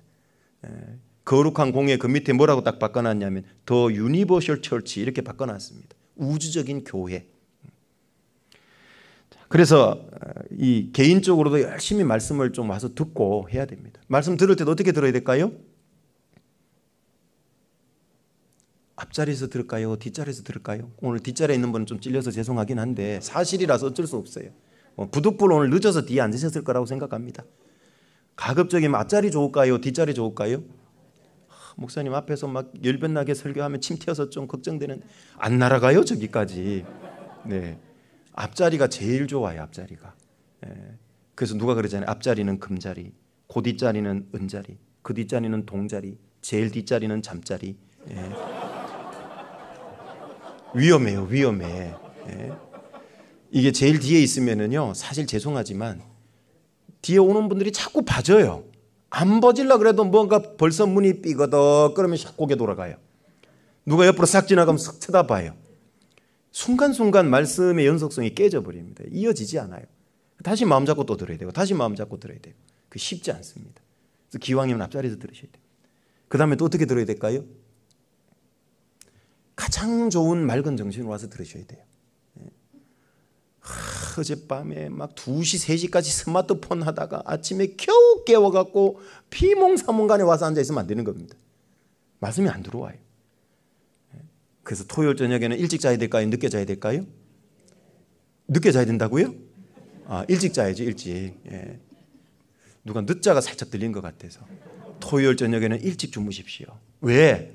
주일 오전 말씀 시간을 위해서 일찍 주무셔서 최상의 컨디션으로, 그래도 좀 정신이 어지러지라고 안 깼다 잠이, 커피 세게 타 드시고 집에서부터 오세요. 교회 가서 먹는 것도 좋습니다. 일찍 오셔서 교회에서 드십시오. 우리 저 위에 아가페 운영하잖아요. 커피 한 잔 탁 하시고. 그런데 부랴부랴 와서 커피 먹고 오면 소용없어요. 말씀 다 끝날 때 카페인 빨 그때 받거든.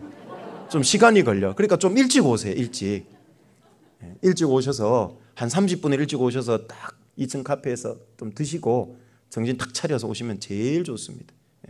그래서 맑은 정신으로 앞자리에서, 그리고 하나님의 뜻을 구하는 자세로 부지런해야 된다 그랬잖아요. 겸손해야 된다 그랬잖아요. 그래야지만 그 만나가 양식이 돼요. 영적 양식이. 그 만나는 하늘의 떡으로 예수님이 비유해놨잖아요. 이게 양식입니다. 영적 양식.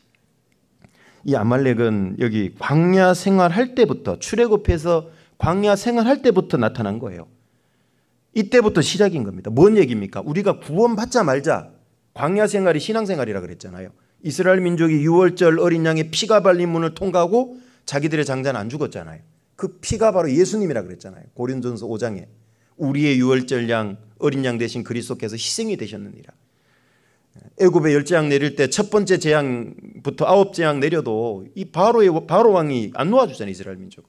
그래서 10번째 재앙은 뭔지 아시죠? 애굽의 장자들, 짐승의 초태생, 처음 난 짐승들 다 죽여버리는 겁니다. 9번이나 기회를 줬는데도 끝까지 하나님을 대적하죠. 하나님은 오래 참지만 끝까지 죄를 자시하지 않는 겁니다. 그래서 10번째 재앙은 바로 그 무시무시한 장자 죽이는 재앙인 겁니다. 그 재앙에서 이스라엘의 장자는 죽으면 안 되니까 먹을 집 문 사후설주와 임방에 피 바르면 그 피를 보면 재앙이 넘어간다. 그게 유월절이라고 지난주에 말씀드렸죠. 그 유월절 어린 양 문을 통과하고 들어가는 게 뭐예요? 요한복음 10장 9절에 내가 문이니 누구든지 나로 말미암아 들어가면 구원을 얻고, 그 말씀이 딱 일치되잖아요. 예수님만이 우리의 유일한 구원의 문입니다. 그 구원받고 난 거죠. 유월절 어린 양의 문을 통과하고 그 다음날 출애굽한 거잖아요. 뭔 얘기입니까? 신앙생활의 시작인 겁니다. 우리도 구원받자 말자 광야생활, 신앙생활 시작이죠. 그때 뭐가 찾아옵니까? 아말렉이 찾아와요. 아말렉이. 우리도 구원받고 나면 요 속에 육신이 안 죽었다 하고 살금살금 찾아온다니까. 조금 있으면. 처음에는 구원의 기쁨과 은혜 속에 있어서 없는지 알지만 아니에요. 좀 있으면 아말렉이 찾아온다니까요. 이 아말렉이 출애굽하자 바로 온 건 아니잖아요. 조금 지나서 오잖아요. 육신이 나 안 죽었어 하고 샥 올라온다니까요. 우리 속에서. 그 육신이 금방 찾아오는 겁니다. 사사기 3장으로 가보겠습니다. 이제 가나안 땅 정복해서 들어가는 그 사사시대가 있잖아요. 정복해서 들어간 이후에 사사시대에 가보면 사사기 3장 13절입니다. 사사기 3장 13절 에글론이 암몬과 아말렉 자손들을 모아가지고 와서 이스라엘을 쳐서 종려나무 성읍을 점령한지라. 여기 아말렉이 또 등장하죠. 여호수아를 앞장 세워서 가나안 정복 전쟁을 이제 승리했어요. 물론 잔당도 좀 남아 있지만 이제 여호수아를 통해서 정복했는데 아직은 왕이 없잖아요. 왕이 없던 시절에 왕과 같은 역할을 했던 사람을 사사라 그래요. 영어로는 젖지, 재판관이란 뜻입니다. 어떤 백성들의 문제를 재판도 하고 전쟁이 일어나면 앞장서서 나가 싸우기도 하고 리더 역할을 하는 거죠. 왕이 없던 시절에 그런 사람을 사사라 그럽니다. 이 사사 시대도 어때요?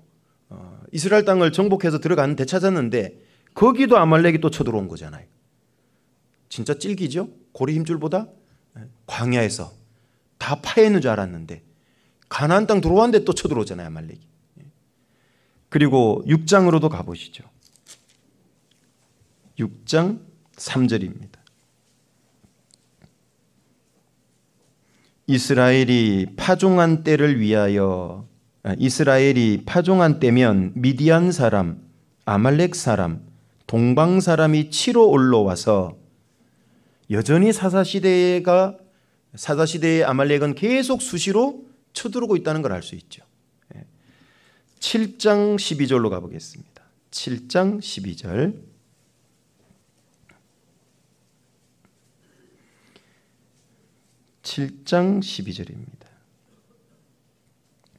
미디안 사람과 아말렉 사람과 동방의 모든 사람이 골짜기에 누웠는데 메뚜기의 중다함 같고 그 약대의 무수함이 해변의 모래가 수다함 같은지라. 얼마나 많이 쳐들어왔는지 몰라요. 계속 쳐들어오잖아요. 사사시대는 BC 약 1400년부터 1050년까지 약 350년이라는 긴 기간입니다. 사사시대는. 이때 아말렉은 끊임없이 쳐들어오는 거예요. 이스라엘을. 계속 공격하죠. 자, 우리도 그렇습니다. 구원받고 나서도 계속 끊임없이 공격합니다. 교회 가운데 우리가 있어도요, 계속 육신은 따라다닙니다. 아시죠? 어디에 있기 때문에? 내 속에 있기 때문에. 교제에 오든 집에 가든 혼자 있든 모여 있든 육신은 어디도 따라다니는 겁니다. 계속 쫓아다니죠. 사무엘상 15장으로 가보시죠. 자, 이제 사사시대 끝나고 왕정시대가 시작됐죠. 하나님 우리에게도 왕을 주세요 해가지고 하나님이 뭐라고 그러시냐 하면 내가 저들의 왕인데 인간의 왕을 구하니 내가 하나 준다. 그러면서 첫 번째 왕을 사울 왕을 세웠습니다. 사무엘상 15장 1절부터 3절입니다. 사무엘상 15장 1절부터 3절입니다.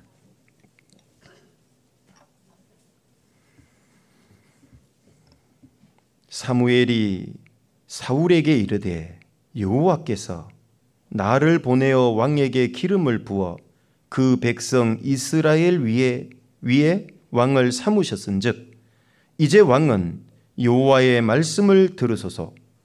만군의 여호와께서 이같이 말씀하시기를 아말렉이 이스라엘에게 행한 일 곧 애굽에서 나올 때에 길에서 대적한 일을 내가 추억하노니 지금 가서 아말렉을 쳐서 그들의 모든 소유를 남기지 말고 진멸하되 남녀와 소아와 젖먹는 아이와 우양과 약대와 나귀를 죽이라 하셨나이다. 자, 아말렉과 관련된 단어는 무시무시한 단어를 사용해요.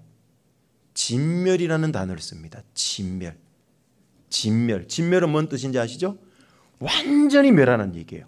단 하나도 남기지 말라 이런 뜻이죠. 그래서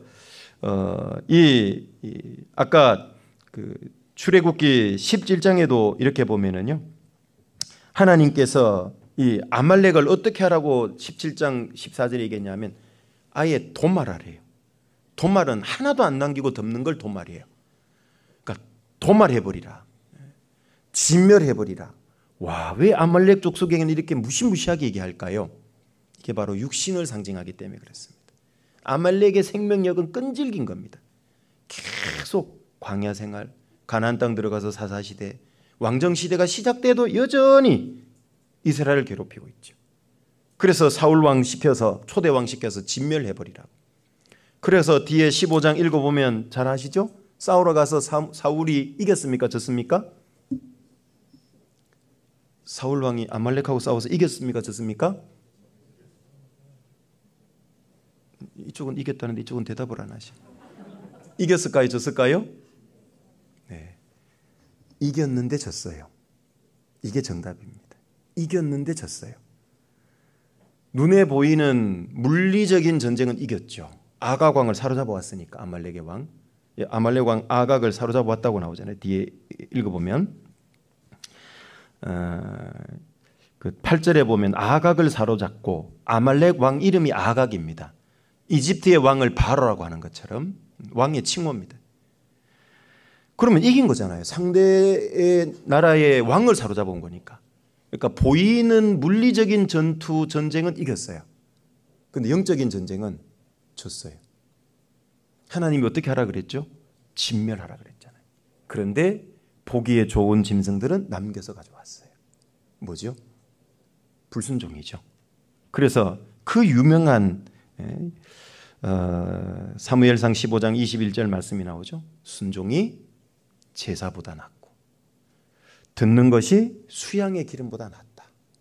순종 듣는 것 다 순종입니다. 제사 드리는 것보다 순종하는 게 낫다. 그 유명한 말씀이 나왔죠. 그 말은 사울 왕은 불순종했다는 얘기입니다. 진멸이 하나님의 뜻입니다. 여러분 95% 진멸했으면 순종한 걸까요? 99% 했으면요? 불순종입니다. 100% 해야 됩니다. 100%. 뭔 얘기냐면 아말렉은 이스라엘 진중에 들어오면 안 되는 거예요. 그죠? 육신은 단 하나도 용납하면 안 되는 거예요. 우리 신앙에서. 진멸의 대상이지 타협의 대상이 아니고 용납의 대상이 아니라는 겁니다. 우리의 대적이기 때문에. 그래서 왜 그러면 좋은 걸 끌고 왔을까? 자기 영광 드러내려고. 나 이만큼 큰 승리 거뒀어. 전리품이 이 정도야. 하나님께 영광 돌리는 게 아니라 자기 영광을 추구하고, 이게 교만인 겁니다. 그래서 결국 사울 왕은 교만해갖고 결국 40년 만에 길보아산 전투에서 죽죠. 징계입니다. 교만으로 죽습니다. 싹트네, 싹터요. 내 마음의 교만이. 무슨 아이들 복음성가 가사 중에 사랑이 싹터야 되고 겸손이 싹터야 되는데 교만이 싹터버렸습니다. 처음에는 너무너무 겸손했죠. 그런데 왕위에 오르고 나니까 교만해진 겁니다. 차라리 왕이 안 되었으면 좋았을 것을. 아무튼 이 사울 왕 때도 아말렉은 교묘합니다. 육신은 그만큼 교묘하다는 걸 아셔야 돼요.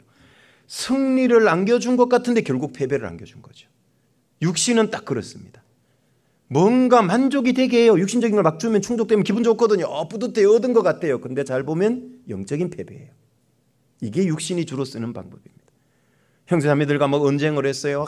이거는 소금으로 간하는 게 맛있다니까. 아니에요. 이거는 조선간장을 해야 돼요. 해갖고 목소리 큰 사람이 이겼어. 조선간장 넣어서 맛이 좋아요. 자기는 이긴 것 같죠? 영적으로 패한 겁니다. 이미 마귀의 뱃속에 들어갔어요. 그 순간 시험에 빠져버린 겁니다. 이런 게 너무 많아요. 신앙생활하다. 구원받은 부부가 집안에서도요. 가족들이 집안에서도 구원받지 않은 가족이 한두 명 끼어 있는데도 막 교회를 갖고 싸워. 막 언성이 높아져. 남편이 막 누르죠. 막 아내한테. 이긴 게 뿌듯하지. 육신이지. 육신은 이겼죠. 신앙은 대패한 겁니다. 대패. 오히려 섬겨야죠. 그래서 어제 봉사회 원래 모임 때도 집에 가서 자매님들에게 이렇게 인사하라고 숙제한 어디 또 내드렸는데 혹시 형제님이 숙제한 자매님들 계시던가요? 안 계세요? 네, 우리 봉사회 회개해야 되겠는데요. 네. 우리 앞으로 이렇게 좀 인사하자고 어제 봉사회는 얘기했는데요. 예수 그리스도의 종 아무아무개 형제입니다. 예수 그리스도의 종 아무아무개 자매입니다. 한 주라도 좀 이렇게 서로 인사해보자고, 한 달에도 이렇게 인사해보자고, 좀 이렇게 하면 좋을 것 같아요. 네. 그래서 형제님들 어제 한번 연습해봤거든요. 그래서 집에 가서도 자매님께 이렇게 인사드리라 그랬는데 예수 그리스도의 종 아무아무개 형제입니다. 자매님 잘 주무세요. 이렇게 인사하라고 그랬는데 어제 하시던가요? 한 분 손 한 분 들어보세요. 자매님 중. 네, 몇 분이 계십니다. 감사합니다. 네, 순종이 제사보다 낫고. 네, 집에서도요. 사도 바울은 바울 서신서에 보면 늘 시작이요. 예수 그리스도의 종, 사도된 바울은 종이라는 걸 늘 앞세우잖아요. 그 엄청난 능력도 받았어요. 바울은 천국도 보고 왔어요. 사도입니다. 그런데도 자기를 늘 종이라고 낮추잖아요. 안전한 겁니다. 우리도 그렇게 살아야 됩니다. 교회 안에. 그런데 요놈의 육신은 어때요? 낮은 자리 좋아해요? 높은 자리 좋아해요? 대답 좀 해보세요. 내 육신은 안 그래요? 이렇게 또 우기면 안 되는데요. 내 육신은 잘 아시죠? 예수님 말씀대로 잔치에 초대받으면 상석 좋아하잖아요. 예수님은 뭐라 그래요? 어디에 앉으래요? 말석에 앉으래잖아요. 예. 낮은 자리를 취해야 돼요. 교회 안에서는 항상 그렇게 신앙생활을. 그게 위대한 신앙인입니다. 멋있는 사람이에요. 신앙이 성장할수록 정말 조심해야 될 죄는 교만죄입니다. 능력이 많을수록 정말 조심해야 되는 죄는 교만죄입니다. 그렇죠? 사울이 왕이 안 됐으면 교만해지지 않을 것을. 그렇잖아요. 불순종하지 않을 것을. 너무 겸손했던 사람인데 우리도 그래요. 죄송합니다. 육신의 나이가 먹어갈수록 신앙의 연수가 점점 늘어갈수록 은사가 점점 많아질수록 하나님 신 능력이 많아질수록 어떻게 해야 될까요? 더 겸손한다면 하나님의 영광이 빛날 거예요. 하나님이 빛이 날 거라고. 그런데 내가 높아지면요. 내가 빛나는 거죠. 뭐. 근데 그건 아무 의미가 없는 거예요. 하나님 앞에 썩어질 거라 그랬잖아요. 그래서 승리한 것 같은데 패배를 한 거예요. 육신이 다 그렇게 합니다. 절대 이 육신에 희생당하시면 안 됩니다. 포장지는 승리, 내용물은 패배예요. 항상 마귀는 이렇게 역사합니다. 잊지 마십시오. 꼭 기억했으면 좋겠습니다. 어쩌면 지금 이 순간에도요. 육신적으로 승리한 그 잘못된 승리가 진짜 승리인지 알고 도취돼서 살아가고 있을 수도 있어요. 자기 신앙을 면밀히 들여다보셔야 됩니다. 주님은 냉수 한 그릇이라도 상을 잃지 않는다? 물론 좋은 측면에서 내가 정말 작은 섬김도 갚아준다. 이렇게 할 수 있죠.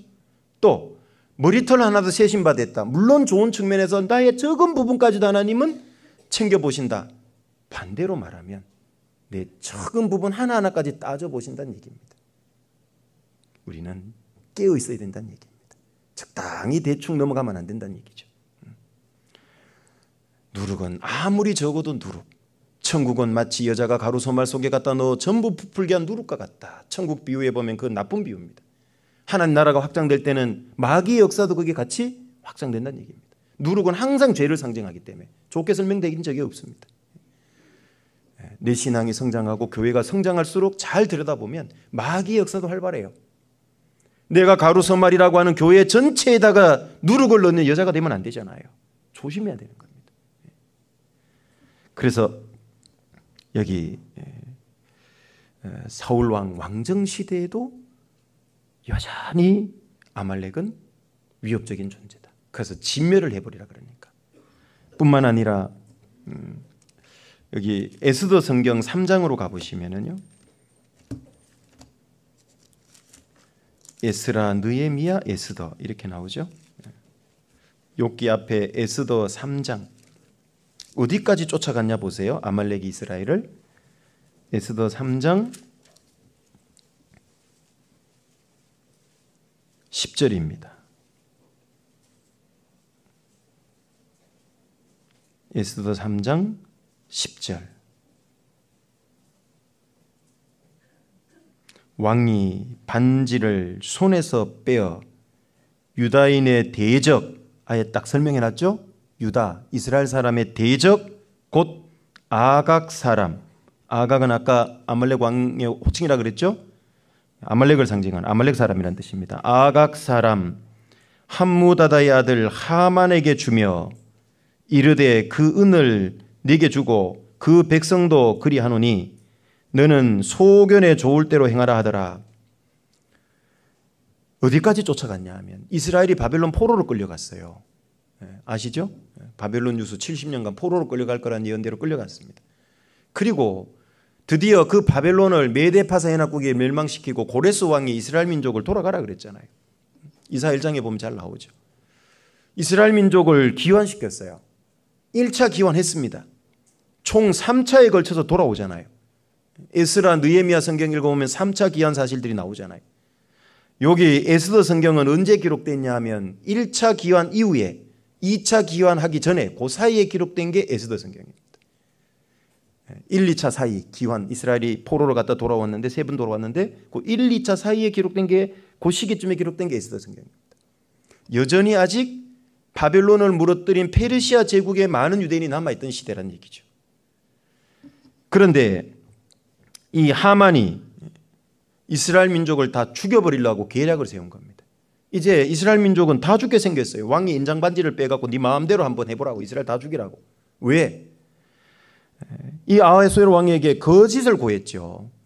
이스라엘 민족의 율법은 우리 페르시아 율법과도 다르고 우리 율법을 잘 지키지도 않고 왕의 율법을 지키지도 않고 받아들이지도 않고 전혀 무익하고 해만 끼치는 민족이 하나 있습니다. 유다인입니다. 다 죽여야 되는데 죽이려면 돈 드니까 그 돈 제가 부담하겠습니다. 그래? 죽여버려. 그래서 인장반지까지 빼준 거예요. 도장반지를. 다 죽게 생긴 겁니다. 이제. 그때 에스더가 나가서 죽으면 죽으리라고 이스라엘 민족을 살려내는 거죠. 잘 아시죠? 근데 여기까지 쫓아와 있잖아요. 여기까지 와 있잖아요. 얼마나 무시무시한 얘기입니까? 우리의 육신은요, 언제 어느 때건 나올 수 있다는 얘기입니다. 신약에 보면 안 나와 있는 것 같죠? 신약에는 이게 육신으로 표현되어 있는 겁니다. 그래서 갈라디아서 5장으로 가보시면은요, 갈라디아서 5장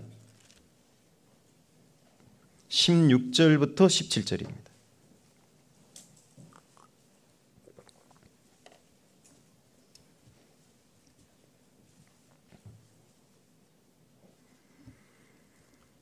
갈라디아서 5장 16절 17절입니다. 내가 이르노니 너희는 성령을 쫓아 행하라. 그리하면 육체의 욕심을 이루지 아니하리라. 육체의 소욕은 성령을 거스리고 성령의 소욕은 육체를 거스리나니 이 둘이 서로 대적함으로 너희의 원하는 것을 하지 못하게 하려 함이니라. 자, 구원받은 사람 속에는 두 가지 소욕이 있습니다. 성령의 소욕, 육체의 소욕. 육신은 타락한 아담으로부터 물려받은 옛 본성, 죄성이 기반된 옛 본성. 끊임없이 하나님 뜻에 반기를 듭니다. 반대로 성령의 소욕은 새 성품, 새로운 본성이 하나 생겼어요. 하나님 뜻대로 살고 싶어하는 마음. 구원받은 사람은 이중인격자예요. 나쁜 의미에서 이중인격자 말고 인격이 둘이 있다는 얘기인 겁니다. 구원받기 전에는 옛 본성 하나밖에 없어요. 그러니까 막 담배 하면 기분 너무 좋았거든. 막 거기다가 막 고리도 만들면 막 멋있어 보이고, 예? 술도 보면 막 멋있게 만들고 칵테일하고 막 무슨 폭탄주 만들어서 잔 넘어뜨리면 무슨 퍼포먼스 같고 그 멋있었거든요. 근데 구원받고 그걸 딱 하려고 그러면 어떠냐 하면은 마음이 불편해요. 벌써 찜찜해. 아, 이거 내 해도 되나? 그죠? 그리고 한 대 불 붙이려고 그러면 자꾸 두리번 해져. 형제 자매들 없나? 그 왜 그러냐고. 옛날에는 그게 그렇게 좋고 즐거운 일이 이제는 왜 껄쩍지근한 일이 됐죠? 새로운 인격이 하나 들어와서 그래요. 전혀 없던 인격이 들어온 거예요. 그걸 죄라고 알려주고 있는 겁니다. 그래서 에스겔 성경에도 새 신을 너희에게 부어주면 어떻게 바뀐다 그랬죠? 새 신은 돌과 같은 마음을 고기처럼 바꿔준대죠. 고기가 이 물고기 말고 플래시입니다. 살고기, 이 살덩어리 얘기합니다. 돌처럼 굳은 마음이 이 살처럼 보들보들하게 바뀐대요. 성령이 오시면. 그 완고하던 마음이 자꾸 바뀌어요. 많은 분들이 그래요. 제가요, 구원받기 전에는요, 별로 눈물이 없었는데요, 구원받고 나니까 울보가 됐어요. 왜 그러냐고, 그게. 바뀌어서 그런 겁니다. 그래서 여기 대적합니다. 여전히 육신은 우리의 대적이에요. 구약의 아말렉은 육신에 대한 비유입니다. 그래서 육신도 끊임없이 대적합니다. 둘이 싸워요. 그래서 왜 싸우냐? 서로 대적함으로 너희의 원하는 것을 하지 못하게 하려고. 우리는 신앙생활 열심히 하고 싶은데 육신이 자꾸 끌어내리잖아요. 오늘도 그래요. 피곤한데 뭘 가? 집에서 그냥 듣지. 육신은 계속 타협을 요구하죠. 계속 미혹을 합니다. 그래서 다시 출애굽기 이제 14장으로 돌아가 보시면은요, 17장 출애굽기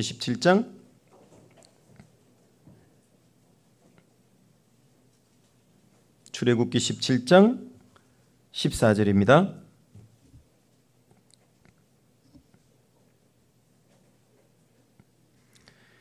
(17장 14절입니다) 제가 읽겠습니다.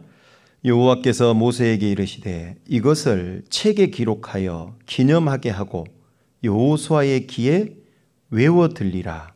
내가 아말렉을 도말하여 천하에서 기억함이 없게 하리라. 그러면서 16절 끝에는 여호와께서 아까 아말렉으로 더불어 대대로 싸울 거다. 이건 뭘 염두에 둔 표현이냐 그 말이에요. 아말렉은 구약에서 거의 기록이 끝났습니다. 이제 에스더에서. 그 이후에 신약엔 잘 안 나옵니다. 없습니다. 에스더에서 신약에는 안 나옵니다.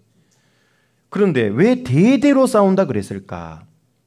바로 그 구약에 보이는 아말렉이 우리 육신 속에 들어와 있는 겁니다. 말하자면. 그래서 하나님이 대대로 싸우는 거예요. 주님 오실 때까지.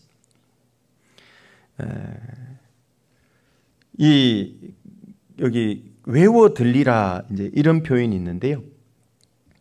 이 원래 원어상 뜻은 어떤 의미가 있냐면 못이 박히게 하라 이런 뜻이에요. 네 귀에 못이 박히도록 얘기했잖아 이런 말 하잖아요 우리가.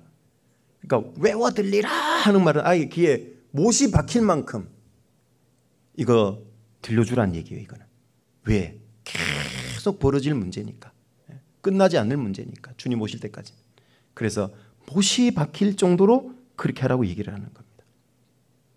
그런데 이 아말렉이 이 시조가 어떻게 되냐면 이것도 참 따져보면 교훈이 된다는 생각이 드는데요. 아말렉은 창세기 36장으로 좀 가보시면 여기 잡아놓으시고 창세기 36장 아말렉은 어디서 나왔나 한번 보세요. 36장 12절입니다.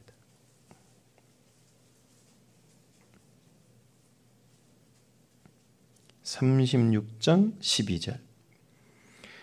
에서의 아들 엘리바스의 첩 딘나는 아말렉을 엘리바스에게 낳았으니 이들은 에서의 아내 아다의 자손이며 이렇게 나오죠.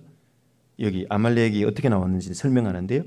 에서의 아들의 아들, 그러니까 에서의 손자죠. 결국은 에서의 아들 엘리바스의 아들이 된 거예요. 아말렉은.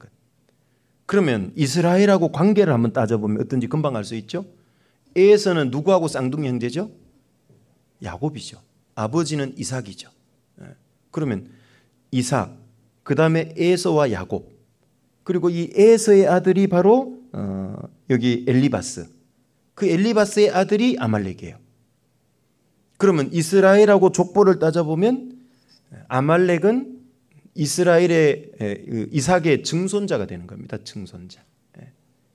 증손자. 그럼 이스라엘하고는 6천 정도가 되는 거죠.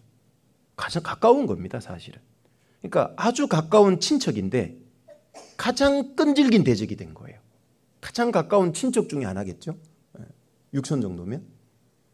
그런데 아주 끈질긴 대적이 되어버렸습니다. 이게 교훈이죠. 우리의 육신은 가장 가까이 있어요. 우리 속에. 끈질긴 대적입니다. 이게. 그래서 이 아말렉은 끝까지 가는 겁니다. 가장 가까이 아예 내 속에 들어앉아 있잖아요. 이놈이. 그래서 하나님이 결국은 하나님의 능력으로 얼마든지 아말렉을 그냥 물리칠 수 있는데 싸우게 했어요. 싸우게 해가지고 책에 기록하라 그랬어요. 기념이죠. 잊지 않게 하려고. 또 앞으로 가나안 정복 전쟁을 선두에 서서 치러야 될 여호수아 귀에 못이 박히게 들려주라 그랬어요. 이거는 평생의 전쟁이니까.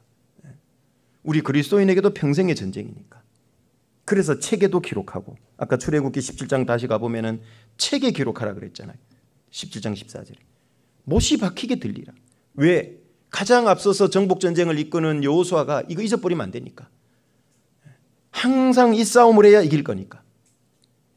그래서 전쟁에 승리할 수 있는 아말렉 육신과의 싸움에서 이길 수 있는 비결, 다시 출애굽기 17장으로 돌아가 보면 첫 번째는 합력이죠. 합력. 너무 잘 아시는. 9절부터 13절까지 읽어보면 어떻게 합력했는지 아시죠? 모세와 아론과 훌은 높은 산에 올라갔어요. 산 꼭대기에. 여호수아는 사람들을 택해서 나가 싸우는 거예요. 군대를 조직해가지고 둘이 일단 나누었죠.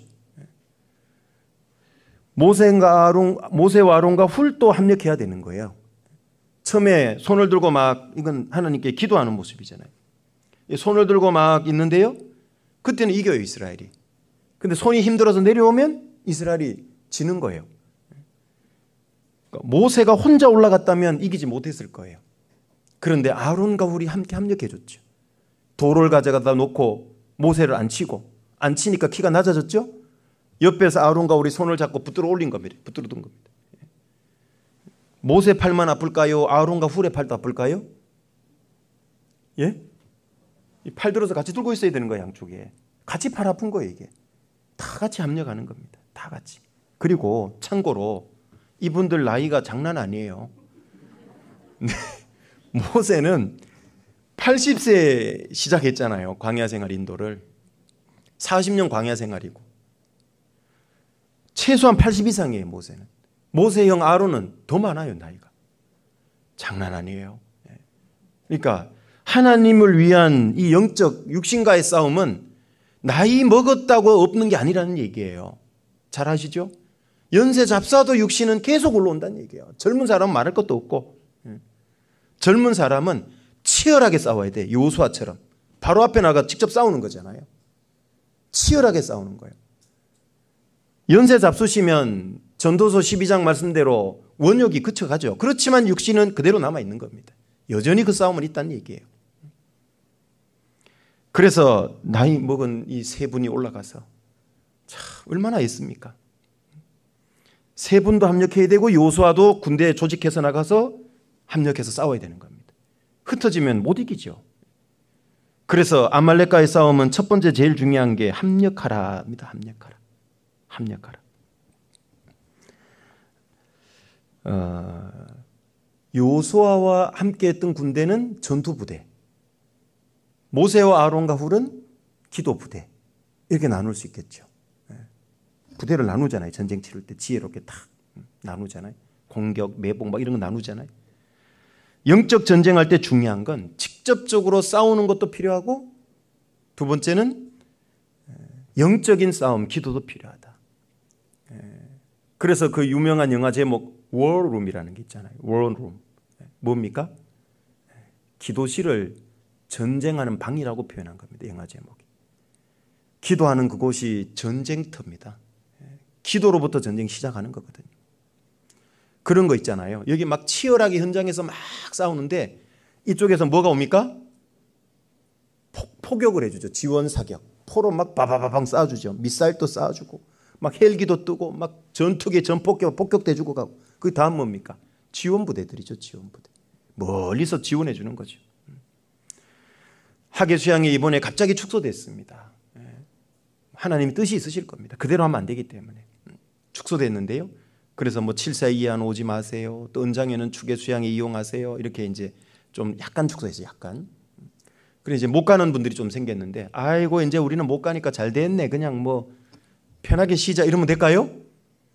남아 계신 분은 뭐 해야 되죠? 기도부대. 지원 사격하는 거예요. 지원 사격.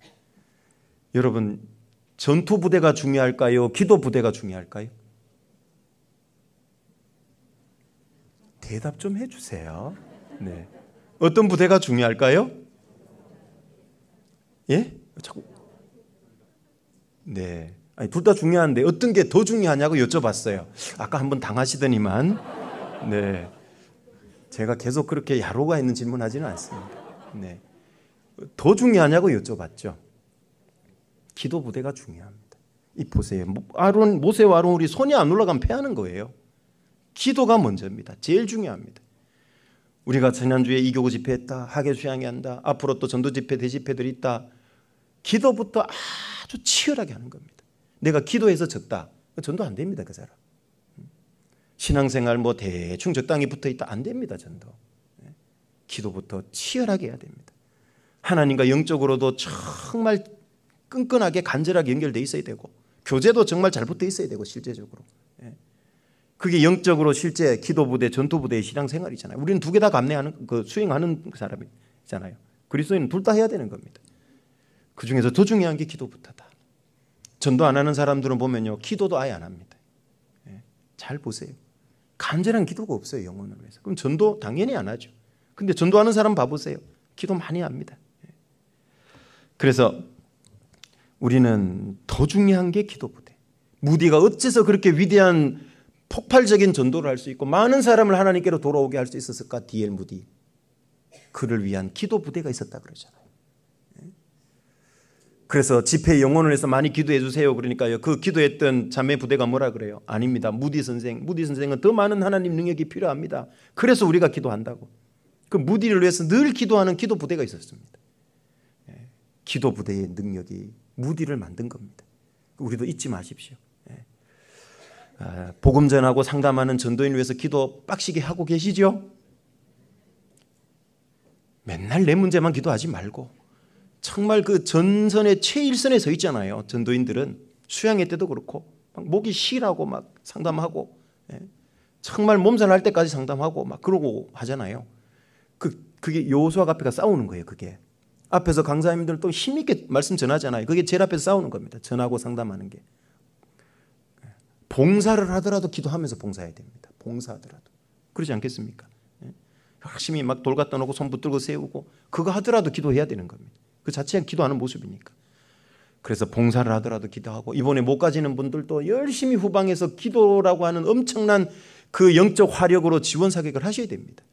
그럴 때 우리가 몸은 떨어져서도 사도 바울의 표현처럼 영으로 하나가 돼 있다 그러잖아요. 하나님이 더 크게 역사하는 겁니다. 그리고 두 번째는 승리 비결, 첫 번째는 합력, 두 번째는 기도입니다. 기도. 아까 손을 들어야지만 승리하는 겁니다. 이게 하나님께로 기도하는 모습, 자세라고 볼 수 있는데요. 시편 28편으로 가보겠습니다. 시편 28편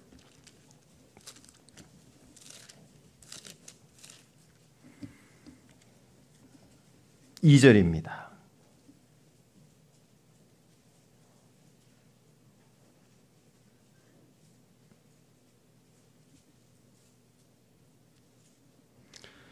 (28편) 2절 내가 주의 성소를 향하여 나의 손을 들고 주께 부르짖을 때에 나의 간구하는 소리를 들으소서. 이 손을 두고 부르짖는다는 것은 간절한 간구의 모습인 겁니다. 그래서 모세와 아론과 훌이 간절히 기도했기 때문에 끝까지 손이 안 내려왔어요. 피곤하고 힘들지만 끝까지 해가 지도록 손이 안 내려왔기 때문에 아말렉을 쳐서 파한 겁니다. 기도 어떻게 해야 된다는 얘기죠? 승리할 때까지 끝까지 기도하는 겁니다. 좌절하지 말고 절망하지 말고 가족 전도 좀 한다고 안 된다고 몇 년 됐다고 안 된다고 10년 해서 안 된다고 20년 해서 안 된다고 그래도 계속하는 겁니다. 그래도 계속하면 결국은 승리할 수 있습니다. 단지 그 기도에 간절함이 있어야 되죠. 손을 들고 하는 그 간절함. 형식적인 걸 얘기하는 게 아니고 이거는 진짜 간절함의 표시거든요. 굳이 손 안 들어도 그 마음에 간절함이 있어야 되죠. 그걸 성경에서는 부르짖는다 그럽니다. 부르짖는다. 그 죽은 아이를 살리고 싶어하는 수넴 여인의 그 간절함. 엘리사 선지자의 발을 붙들고 놓지 않고 엘리사 선지자가 가지 않으면 자기도 안 떠나겠다. 안 돌아가겠다.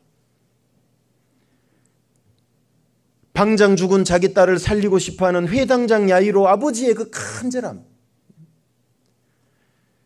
자기가 죽은 아들이 하루 정도 지난 그 수넴 나인성의 그 과부, 그 과부의 간절한 바람처럼 그 간절함이 그 부르짖음이 주님을 움직이는 겁니다. 그게 필요한 겁니다. 내 딸이 흉악히 귀신 들렸나이다. 이방 족속 수로보니게 여인이지만 개 취급당했지만 예수님께 그럼에도 불구하고 주님 부스러기 같은 은혜만 내려줘도 제 딸은 낫습니다. 저는 개가 돼도 좋고 뭐가 돼도 좋습니다. 제 딸만 살려주십시오. 여자여 네 믿음이 크도다. 그 시로 나버렸죠. 그 간절함, 그 부르짖음이 있냐 그 말이에요. 그게 하나님을 움직이게 합니다. 주께서 루디아의 마음을 열어 바울의 말을 청종케 했다. 사도행전에. 우리가 전도는 대상자와의 씨름이 아니라 하나님과의 씨름이란 걸 기억하십시오. 그러면 포기하지 않을 수 있습니다. 주님은 좋은 걸 주시는 분이니까. 대상자가 점점 완악해지고 강팍해지고 상황은 악화돼도 하나님과 씨름하십시오. 그게 키입니다. 그 어머니는 귀신 들린 딸을 어찌하면 내가 낫게 할까 어떻게 도울까 아니고요. 예수님과 씨름해서 낳은 겁니다.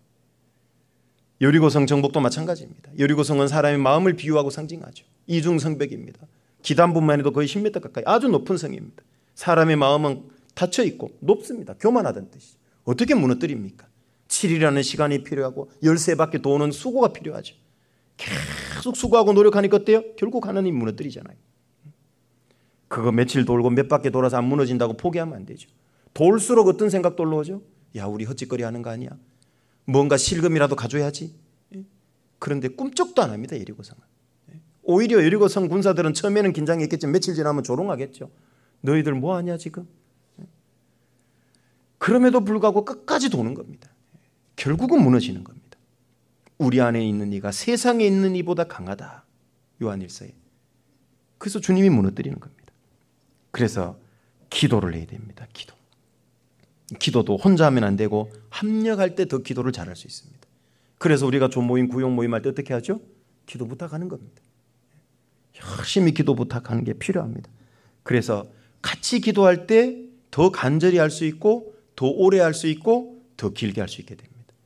나는 잠깐 잊어버리고 기도를 멈추고 있는데 묻죠. 옆에서 자매님 그때 기도 부탁한 거 나 지금 기도하고 있는데 어떻게 돼가요?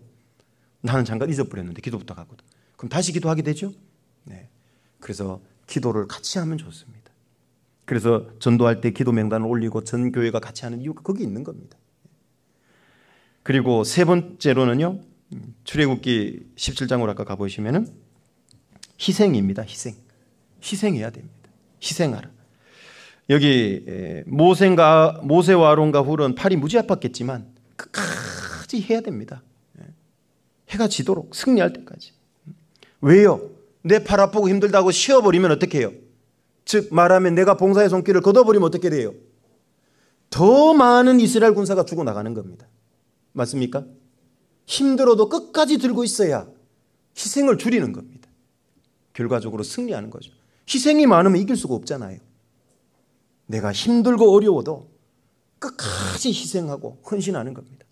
그럴 때 죽어나가는 영혼을 줄일 수 있는 겁니다. 같은 이스라엘 백성 군사가 덜 죽잖아요. 승리할 수 있잖아요. 그래서 힘들어도 헌신하고 희생하는 겁니다. 뿐만 아니라 이 여호수아가 데려나간 군대도 보세요. 내일 산에 오른다는 말은 어제 얘기한 오늘 얘기하면 내일 싸운다는 얘기잖아요. 군대가 며칠 만에 조직된 겁니까? 하루 만에 조직된 겁니다. 이 군대는 어떤 군대일까요? 이스라엘 위해서 바쳐진 군대일 겁니다. 여호수아와 함께하는 이 군대는 마치 기드온의 300명의 군사처럼, 그죠? 두려워 떠는 자는 돌아가라. 2만 명 넘게 돌아갔습니다. 물 먹어봐라. 그러니까 그냥 철푸덕 누워갖고 먹는 사람 다 돌려보냈습니다. 무릎 꿇고 떠먹는 사람은. 그 전쟁의 모습 준비가 안 된 거죠. 전쟁인데 지금 어떻게 엎어져갖고 물을 먹냐고. 언제 적이 쳐들어올지도 모르고 긴장감도 없고 딱 300명 남겨갖고 이기잖아요. 미디안의 두 방백 기어이 잡잖아요. 이기잖아요. 이 하루 만에 조직된 군대, 비록 훈련도 비록 부족하고 많은 게 부족할지 몰라도요, 하나님께 바쳐진 이스라엘 백성을 위해 자기를 희생한 군대잖아요. 기꺼이 나섰잖아요. 물론 핑계 댈 수도 있었죠. 아우 나 갑자기 다리 땡겨요. 50견인가 봐요. 칼 못 휘두를 것 같아요. 뭐 이럴 수 있죠. 갑자기 뭐 머리가 아프고 콧물 나요. 코로나는가 봐요. 뭐 여러 가지 이유가 생길 수도 있겠지만, 그런데 바쳐진 군대, 승리의 기쁨을 맛본 겁니다. 이 전쟁에 참여하지 않았으면 얼마나 부끄럽게 될까요? 그죠? 그래서 직접 참여하기도 하고 기도로 참여하기도 하고 다 참여할 수 있다는 얘기잖아요. 목숨 걸고 나간 것도 이건 엄청난 희생이라고 볼 수 있죠. 그죠? 자, 이런 바쳐진 희생 있을 때 이 기도는 엄청난 더 큰 힘을 발휘하는 겁니다. 여러분, 기도의 능력이 얼마나 큰지 아시죠? 기도의 이 능력은 애니콜이다. 핸드폰 삼성 옛날 이름이 아니고 언제 어디서라도 하나님께 부를 수 있다는 얘기잖아요. 그 말 뜻은 뭐냐면요. 기도는 현재 지금 내 앞만이 아닌 이 세상 어디라도 하나님 능력을 임하게 만들 수 있어요. 그게 기도의 능력입니다. 맞습니까? 심지어 기도는 과거를 바꿔놓을 수 있다는 것도 아십니까? 하나님께 기도하면 과거에 아프고 힘들었던 것들이 치유가 돼요. 기도는 미래의 결과를 바꿔놓을 수 있다는 것도 아십니까? 하나님 역사가 미래에 하게 만드는 겁니다. 기도는 시공을 초월하는 능력이 있습니다. 근데 왜 이 기도를 안 하죠? 왜 이 기도를 안 하고 걱정하죠? 기도할 수 있는데 왜 걱정하십니까? 기도하면서 왜 염려하십니까? 웃기죠? 첫 번째도 웃겨요. 기도할 수 있는데 걱정해요. 기도하면 되는 것을. 심지어는 기도하면서 또 왜 염려하죠? 기도의 능력을 몰라서 그런 겁니다. 그래서 승리의 비결 3가지입니다. 합력, 기도, 희생입니다. 이번에도 우리 좀 그렇게 수양회 때 함께 하시면 좋겠습니다. 기도하시겠습니다. 은혜로우신 아버지 하나님 감사를 드립니다. 르비딤에서 아말렉과의 전쟁을 통해서 우리 하계 수양회 시즌에 어떤 모습으로 어떤 자세로 보내야 함을 알게 해주실 뿐만 아니라 근본적으로 우리 각 사람이 신앙생활을 육신과의 싸움에서 어떻게 해야 하는가도 확실히 깨닫게 해주셔서 감사를 드립니다. 주님이 하나 되게 하신 이 교회 가운데서 합력함으로 또 간절한 기도를 통해서 또 우리 각자를 헌신하고 희생함으로 인해서 모든 분들이 신앙의 승리자가 돼서 영광 중에 주님 앞에 부끄러움 없이 설 수 있도록 인도해 주옵소서. 주 예수님 이름으로 기도드립니다. 아멘.